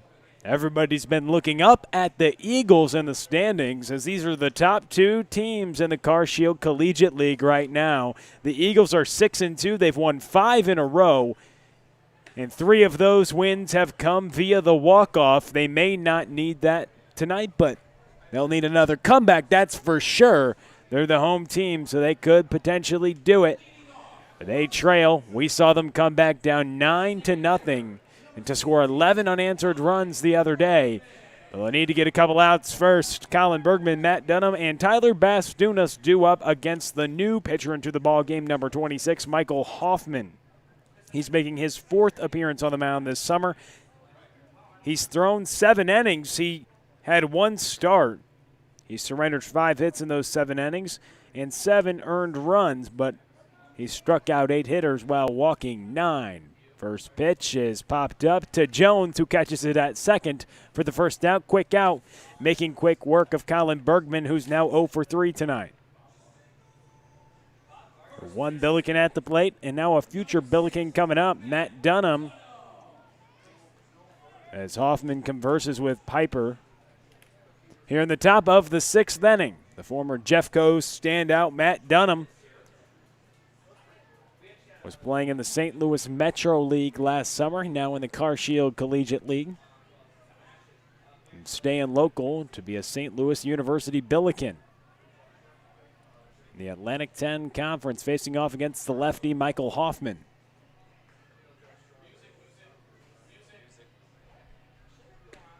And the first pitch is taken for a strike.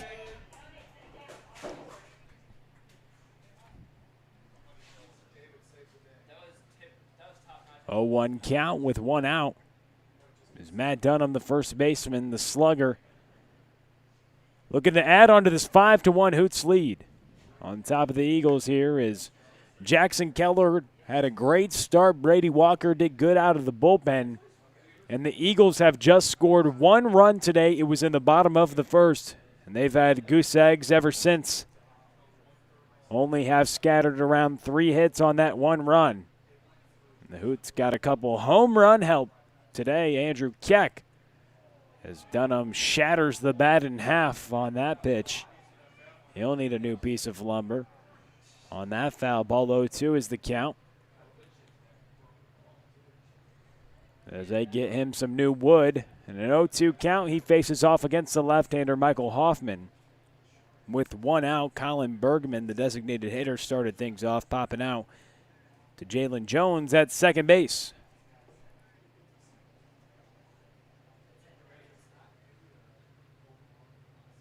Last time the Hoots were at the plate in the top of the 5th, Nick Neville with a 2-run shot to drive in his SIUC teammate, Evan Martin.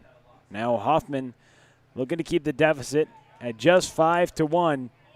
To give his Eagles a shot, we know they can come back in the late innings as they try to keep this 5-game win streak.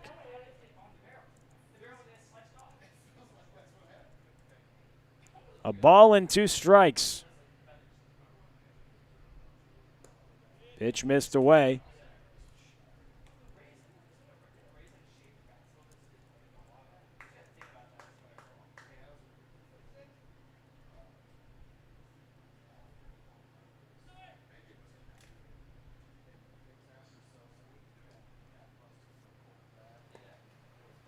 Dunham takes another pitch.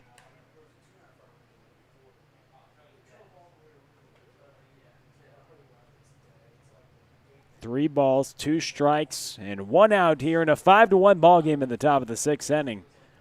As Michael Hoffman facing off against Matt Dunham, the slew commit. He takes that pitch low. Hoffman bouncing up and down, really thought he had that one for a strike. Nonetheless, ball 4, Dunham reaches the bag. We get a comment from Drake Salzman. He says, the people need Sam Stewart in the game.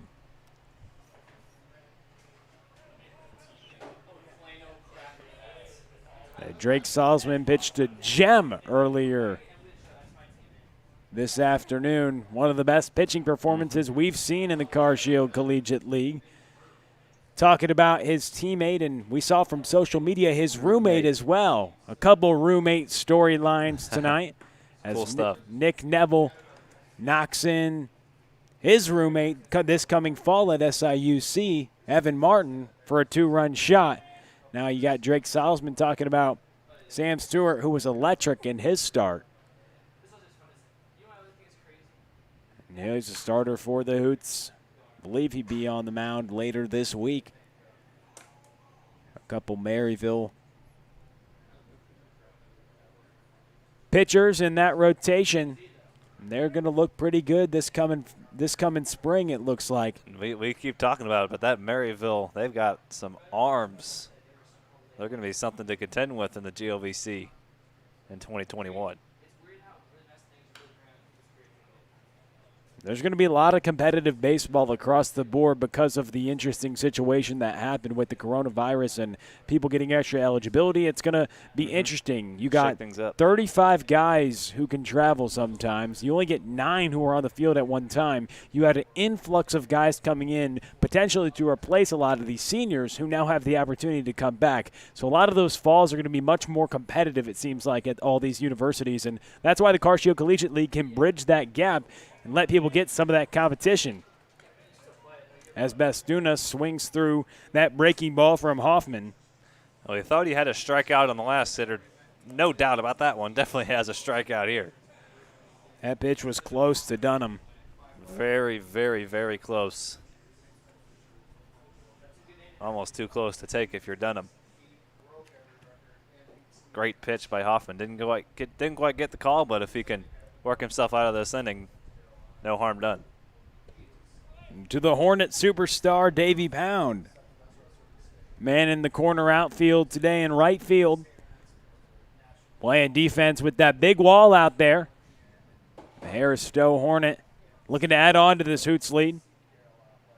A couple outs, 1 run as he works against the left-hander Michael Hoffman, who just recently entered this ball game, a swing and a miss. Hoffman likes to go to the breaking stuff, a crafty lefty. A ball and a strike with a couple outs.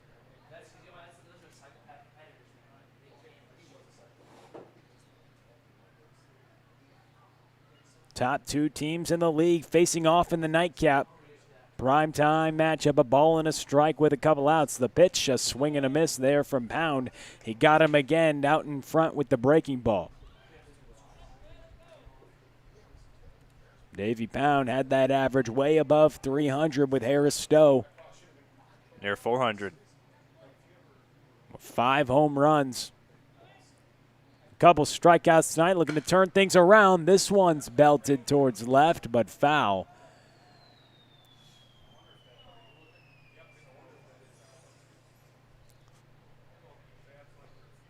And it looks like he needs a new piece of lumber as well after that swing. A ball and 2 strikes with 2 away. Matt Dunham at first reached on the bases on balls on a very close pitch.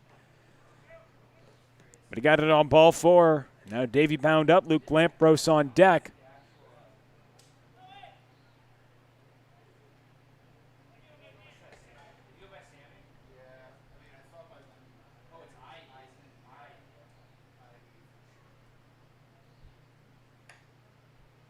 That ball fouled toward the Hoot dugout. Nice play by Chase Krugman over there in the dugout. Barehanded play. Leaning over the railing.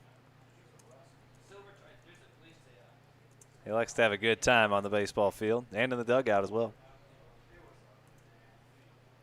We all like to have a good time. We all do. Chase is no exception. A ball, 2 strikes, Dunham at first, 2 away. The breaking ball looked like it caught the strike zone. Michael Hoffman thought it. He started to do that pitcher's walk back to the dugout before the umpire calls it, but it didn't influence the umpire's call on that one. 2 balls, 2 strikes with 2 outs. That missed by a little more than the one to Dunham. Very close. That one looked a little bit outside. The lefty comes set and delivers. Pound is staying alive with these foul balls. Cue the Bee Gees music.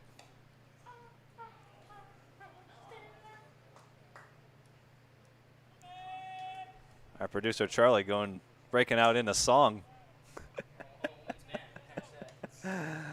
Oh, goodness. A Pound is 0 for 2 tonight. Looking to turn things around. His Hoots up by 4 runs here in the top of the 6th inning. The pitch. Inside. Hoffman trying to work both sides of the plate. He missed a little inside there. And a couple pitches ago, missed a little outside. Nibbling at the powerful Davy Pound.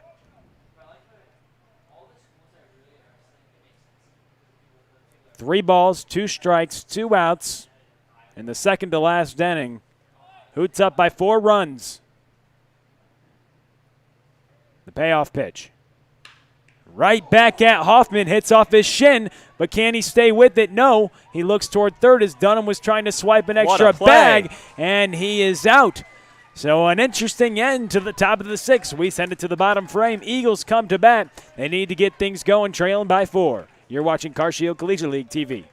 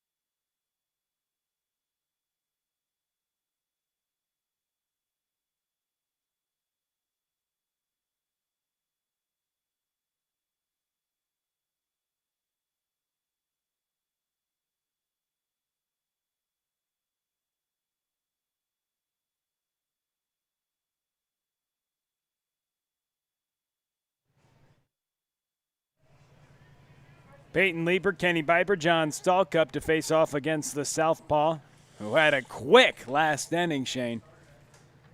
Just through 9 pitches, 7 strikes.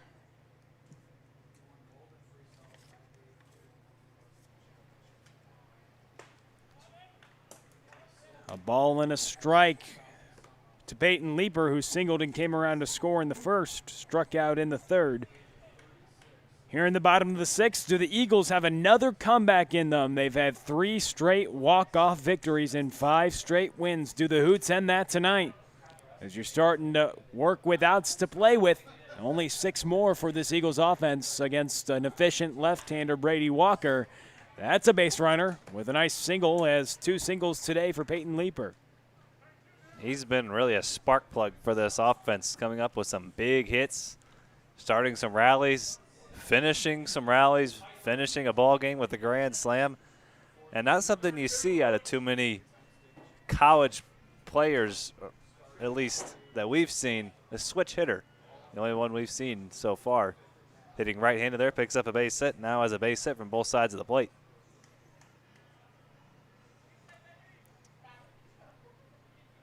Brady Walker was a redshirt freshman at Central Arkansas. Worked that efficient last half. Now back to the Eagles.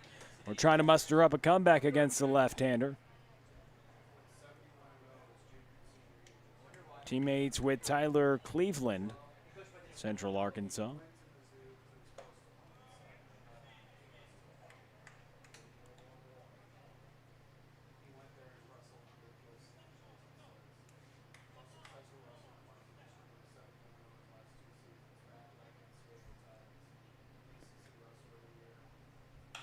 That ball's hit high in the air. Under it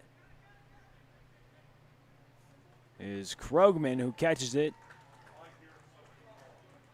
For the first out of this inning, John Stalkup now coming to the plate. Eagles looking for this comeback. Now the former Webster Groves standout. We'll try to say something about that. An SIUE backstop. Facing off against the left-hander Brady Walker. Went to Northwest High School in Kansas. Honorable mention All-State. Second team All-Sunflower League a couple times. And a Rawlings perfect game All-American honorable mention. Left-hander's got some good stuff. A business major at Central Arkansas. Working in his second inning of relief. Pitch missed upstairs.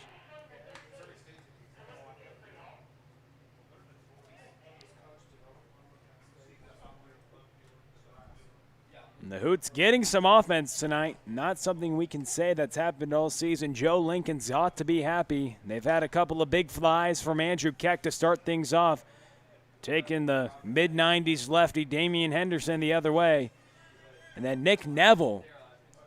What a picture of persistence. He's hopped around from school to school, but he has so much talent. And hitting a bomb to right field. A 2-run home run to drive in his roommate this coming fall, Evan Martin, notching a couple runs in the top of the 5th inning. Late time, granted. If you're Walker there, you want to just let that baseball go. You don't want to stop yourself mid-delivery. That's a good way to hurt yourself.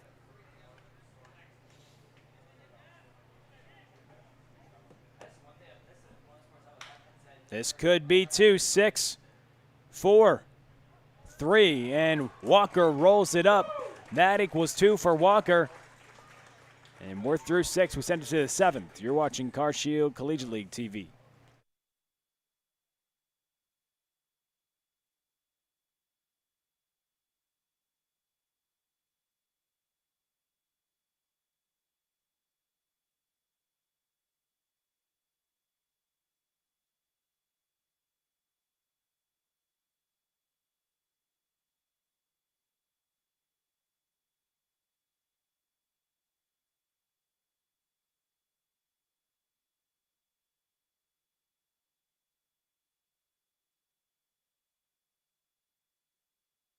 This inning's brought to you by Interco Recycling.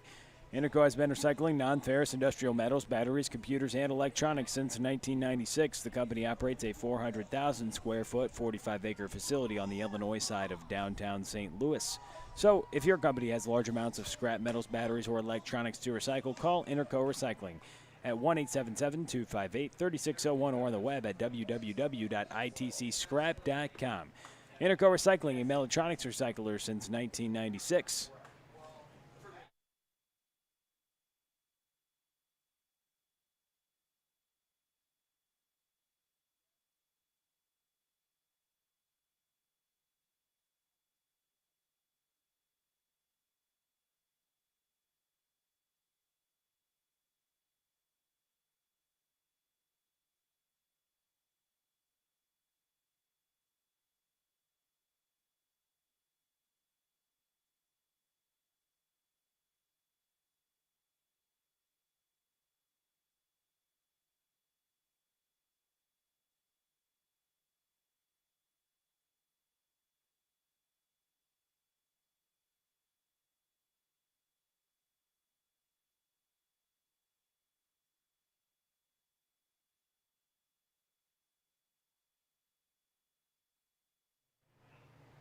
Hoffman out for another inning of work. Shane Holsey, Will Connerly, Charlie Bornoff here with you on CarShield Collegiate League TV. We're in the final frame. Michael Hoffman, the left-hander, gets a first pitch swinging from Luke Lampros, coming across the diamond and throwing it. Stallcup applies the tag, and a nice play from the hot corner. Peyton Leeper comes up firing, and John Stallcup comes up the line to apply the tag to Luke Lampros, one away. Nice play on both ends. Leeper cutting across in front of Jacobson, snagging that one, firing it on to first. And then a nice play over first to slap the tag on him. Now Evan Martin into the box, singled, and then came around to score on that Neville home run back in the 5th inning. Facing off against the southpaw, Michael Hoffman. Loops a breaking ball in there for the first strike. Hoffman, before tonight, has thrown 7 innings, making his 4th appearance here in the Car Shield Collegiate League. 1 start under the direction of Forrest Herman. His squad has just a few outs to play with, 1 final frame, and they trail 5-1. Due up for the Eagles will be Hamilton Anderson, Steven Randazzo, and Justin Eads in the order. So 6, 7, 8 due up. Next half, likely to see Brady Walker to try to close things out. He's already worked a couple good innings of relief. Do they have another comeback in him? Only time will tell, but right now, Michael Hoffman looking to work to Evan Martin. 2 balls and a strike to the outfielder.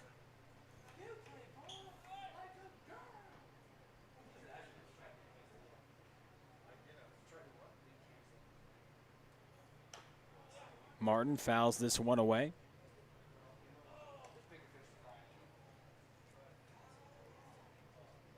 A 3-year starter at Parkway South. Set school records for single season and career triples. Really knows how to get around the base paths there at Parkway South.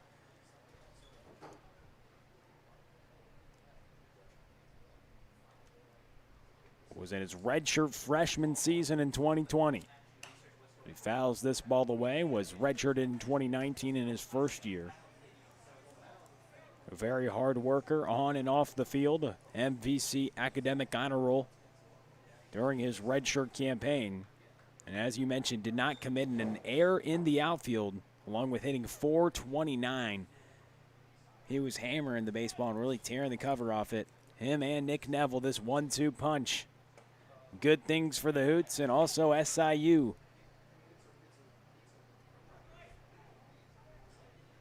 The Salukis have themselves a couple keepers, if you ask me. 3 balls, 2 strikes, 1 out. Hoffman working to the left-hander. The old lefty-on-lefty matchup. And right back up the middle, Evan Martin. Well, what a play from the shortstop, but he has himself an infield single. Noah Jacobson comes across the diamond to save it. It looked like it was going to get to the outfield. But Evan Martin has himself an infield single, but nice defensive effort right there from Noah Jacobson. Second straight infield single for Martin, and heck of a play by Jacobson, but really with the speed Martin has out of the left-handed batter's box, he's already a step or 2 closer to first anyway, and then the speed he has, virtually no chance for Jacobson. He did all he could and made that as close as he could. Now comes up Nick Neville, belted a 2-run shot to drive in Martin back in the 5th inning when the Hoots added 2 runs to their lead. They've been adding ever since, or been trying to add ever since the 1st inning, because the Eagles have only scored 1 run. That was in the bottom of the 1st when they tied the ball game after the Hoots notched a run in the top of the 1st. But they added a couple in the top of the 3rd and 5th to extend their lead to 5-1. The Hoots have gathered 7 hits tonight on those 5 runs. Working against Hoffman.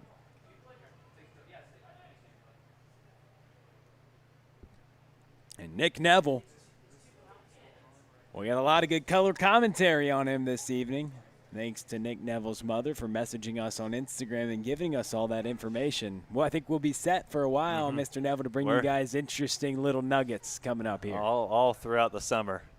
And then, like we said in the chat, if you take a look in the chat, we said it earlier, but if you have any other information on these players that we haven't said already, that we don't know, that you think we might not know, send it our way, either on the chat here in the comments or on social media at CarShield CL, Twitter, Instagram, Facebook. Definitely, because, I mean, we want to commit to integrity, so even if we say something that's wrong, let us know, because we want to try to fix it. And we want to try to represent these athletes and let them know that's our reasoning to do it is, look at these athletes out here competing hard, and some of the best talent you're going to find around. Many minor leaguers already in this league, some top draft talent, some top Division I talent. So it's fun to watch, it's fun to cover. But obviously with the unique situation that's happening here, to commit to integrity and seek the truth and report it as a general journalism value, we want your help with that. And we couldn't do any of this without you in supporting this on the social media pages and also watching on YouTube. And come out to the ballpark. It's a great setting as well here in the Car Shield Collegiate League, and you get to see some live action. That ball's hit toward the right side. Stallcup fields it cleanly and steps on first base. Martin will advance to second.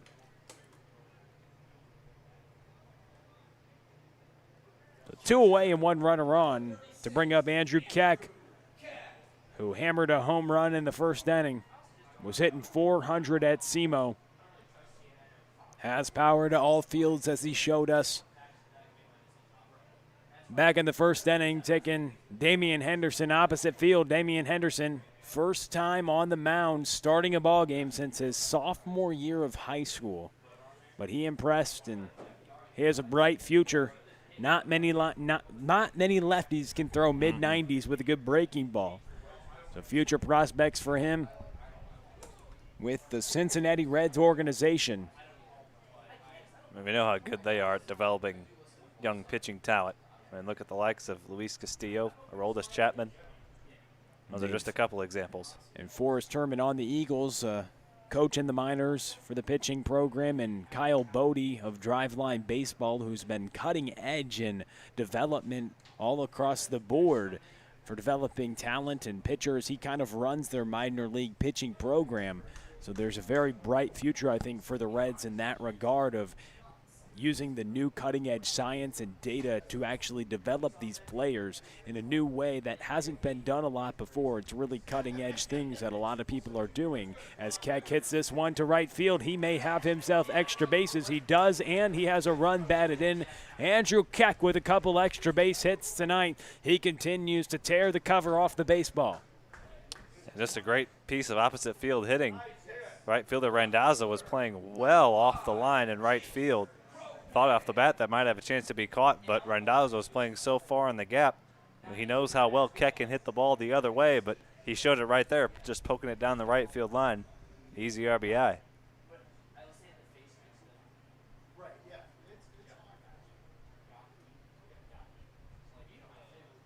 So Chase Krogman comes to the box, the active minor leaguer. It's taken upstairs. The left-handed slugger had a run batted in, has reached base a couple times tonight, reached on the hit by pitch, and had a knock back in the third inning as well. The Liberty, Missouri native was drafted out of high school in the 34th round back in 2019 last year.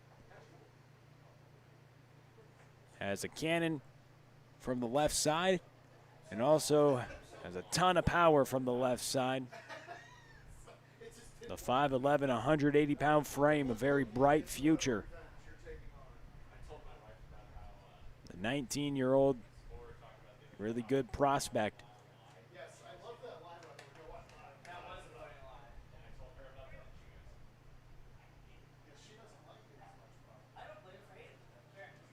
Facing off against Michael Hoffman, who hasn't been able to locate a strike to him yet. 3 balls and no strikes with a couple outs. A base is open. And the Hoots will take any insurance. I know they will, especially after what the Eagles have been able to do in these final frames, these past couple games. And Forrest Herman wants to talk to his left-hander. There's something in the air with these Eagles, even with a 5-run lead. I mean, combine the craziness of the 7th innings we've seen with the Eagles' heroics, this game's far from over. And Hamilton Anderson is due up for the Eagles, and you know what that means. He's coming off a walk-off. He's due. And he's coming out swinging. But it's still a decently long way to go as they're trailing 6-1. Forrest Herman is going to get a little action now going in his bullpen, hoping he can get Hoffman through this after surrendering a walk to Chase Krogman, that double to Andrew Keck. Keck has looked good today, taking the ball where it's pitched. A couple extra base hits to right field, one for the home run, and one with that opposite field double where he stands on second now. Keck at second, Krogman at first in the slew. Billick and Colin Bergman in the box.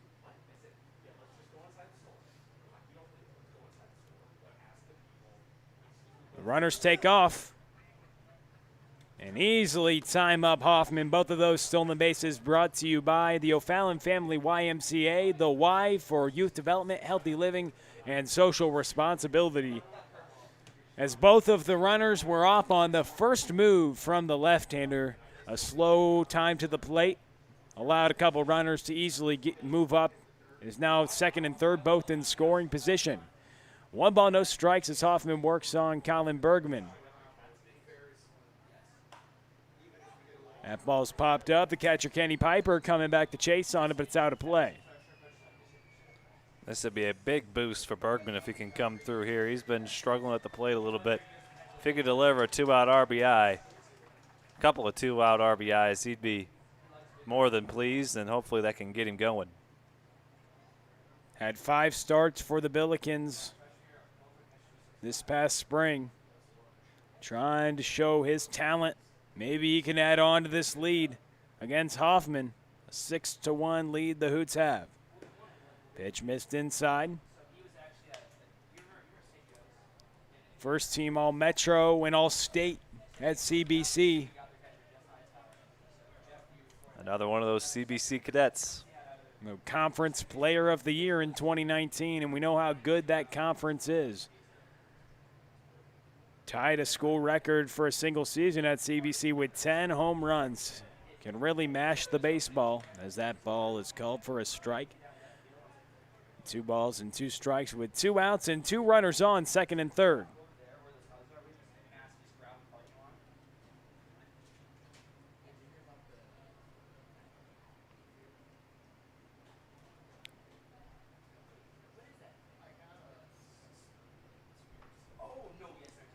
Michael Hoffman trying to strand a couple runners and let his offense try to make a comeback in the final frame. The pitch. Missed low and in. The count runs full. 3 balls, 2 strikes, and 2 outs. In the top of the 7th inning where the Hoots have a 5-run cushion, but they'll take all the runs they can get. Brady Walker, the left-hander, likely to close things out for the Hoots. Hamilton Anderson due up for the Eagles, but a 3-2 pitch awaits here with 2 away. The pitch. We'll do it again as Bergman staying alive with the foul ball.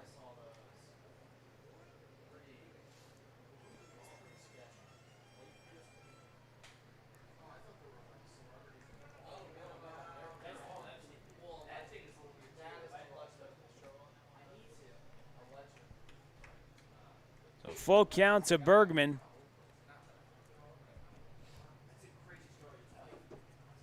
Hoffman looking to strand a couple runners. The pitch. A swing and a miss. Hoffman does strand a pair. And we go to the final chance. Do the Eagles have another comeback in them? They've walked it off 3 straight games. Find out next half on Car Show Collegiate League TV.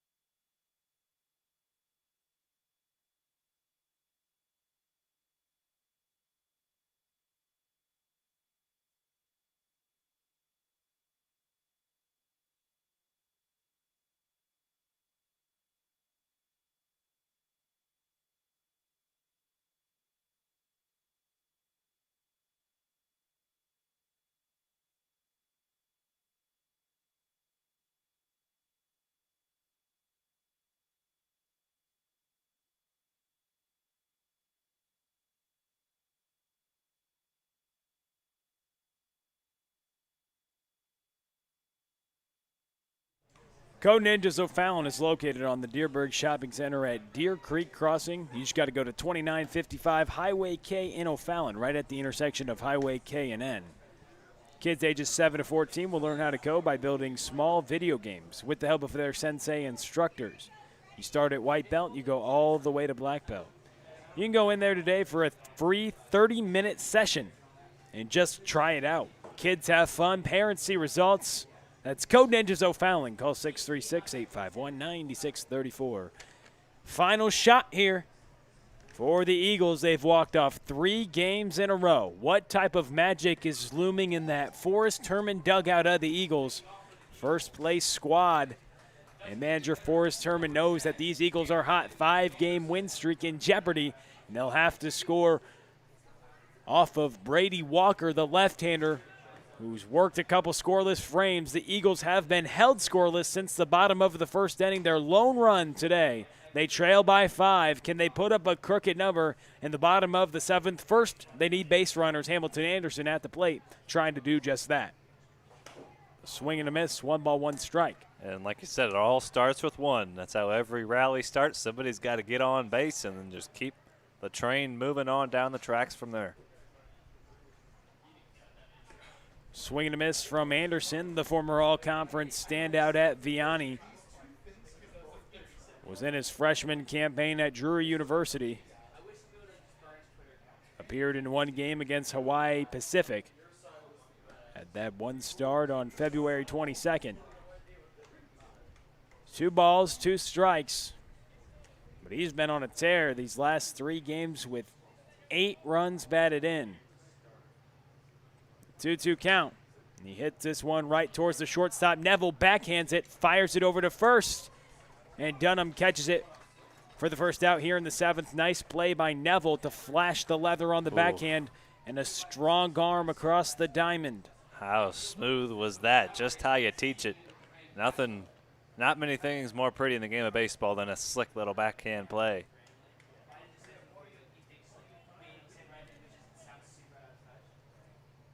Now Steven Randazzo, another Drury Panther. As Brady Walker gets that one over for a strike.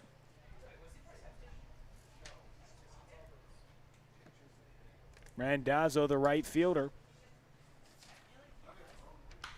That one's hit toward Neville, diving, but it gets past him. You're seeing if he could have made one of the more of those highlight plays, but just goes under the diving body of Neville for a single. As Randazzo gets the single after Anderson was grounded out to start this inning. So 1 aboard, 1 away for Justin Eads. Like we said, somebody's got to get on to start a rally. Is this what can propel the Eagles?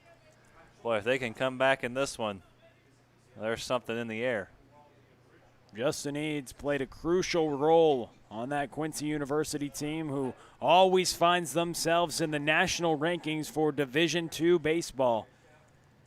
A big, powerful bat. Can he pass the baton on to more of his teammates? Has grounded out a couple times. You don't want that here because that would likely end the ball game.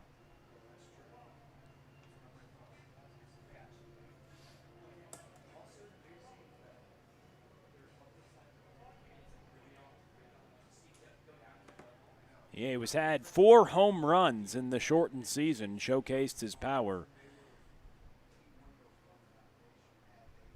A swing and a miss from the outfielder Justin Eads. A ball and 2 strikes. He was hitting .320 in the shortened season at Quincy University.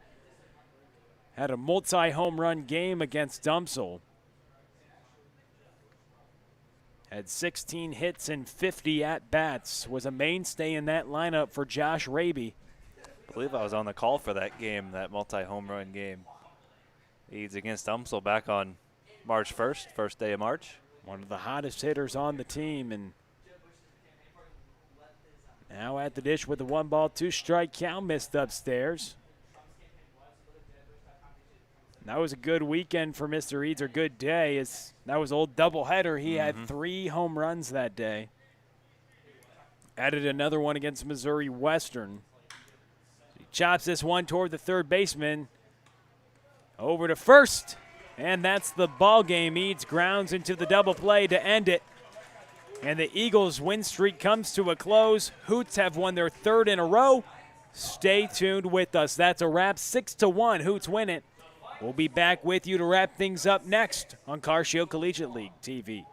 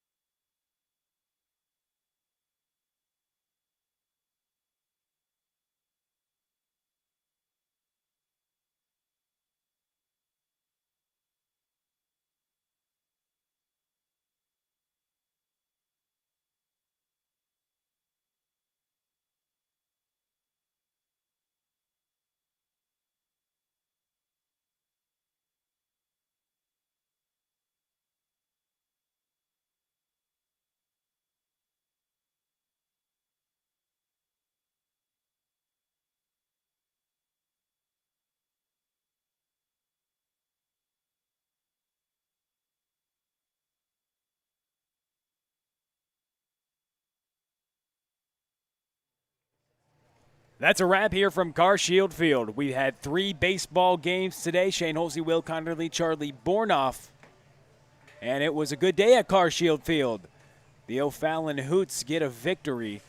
They win this one 6-1. Nick Neville with a 2-run shot. Andrew Keck starts things off with a home run as well. And the Hoots get some offense going. You mentioned they haven't had the long ball, a big part of their offensive mixture, but today they got a couple, and that was a big difference in this one. The home run by Keck just got things rolling, and then Nick Neville, boy, what a cool story that was. Driving in his SIU teammate, roommate, Evan Martin, 2-run homer. Awesome moment for those two, and that's just a testament to those two's hard work during this time. They put in the work, and it's coming to fruition here this summer. It definitely is, and when you think about what the Hoots can do moving forward, this is some of the best pitching we've seen. Jackson Keller, a guy who they run out there and gives you a quality start. Joe Lincoln has to be pleased. He has quality start after quality start. And so we're excited to see that. But we have more baseball, a jam-packed day for you tomorrow, another triple-header. That's going to be a fun one. That's a 6-1 final. The Eagles fall to 6-3. Their 5-game win streak comes to a close. The Hoots are now 5-3. They get back on the win streak. For Charlie Bornoff and Shane Holsey, I'm Will Connerly. And thanks to Brendan Hodges for joining us for a couple times in the press box. Good night from CarShield.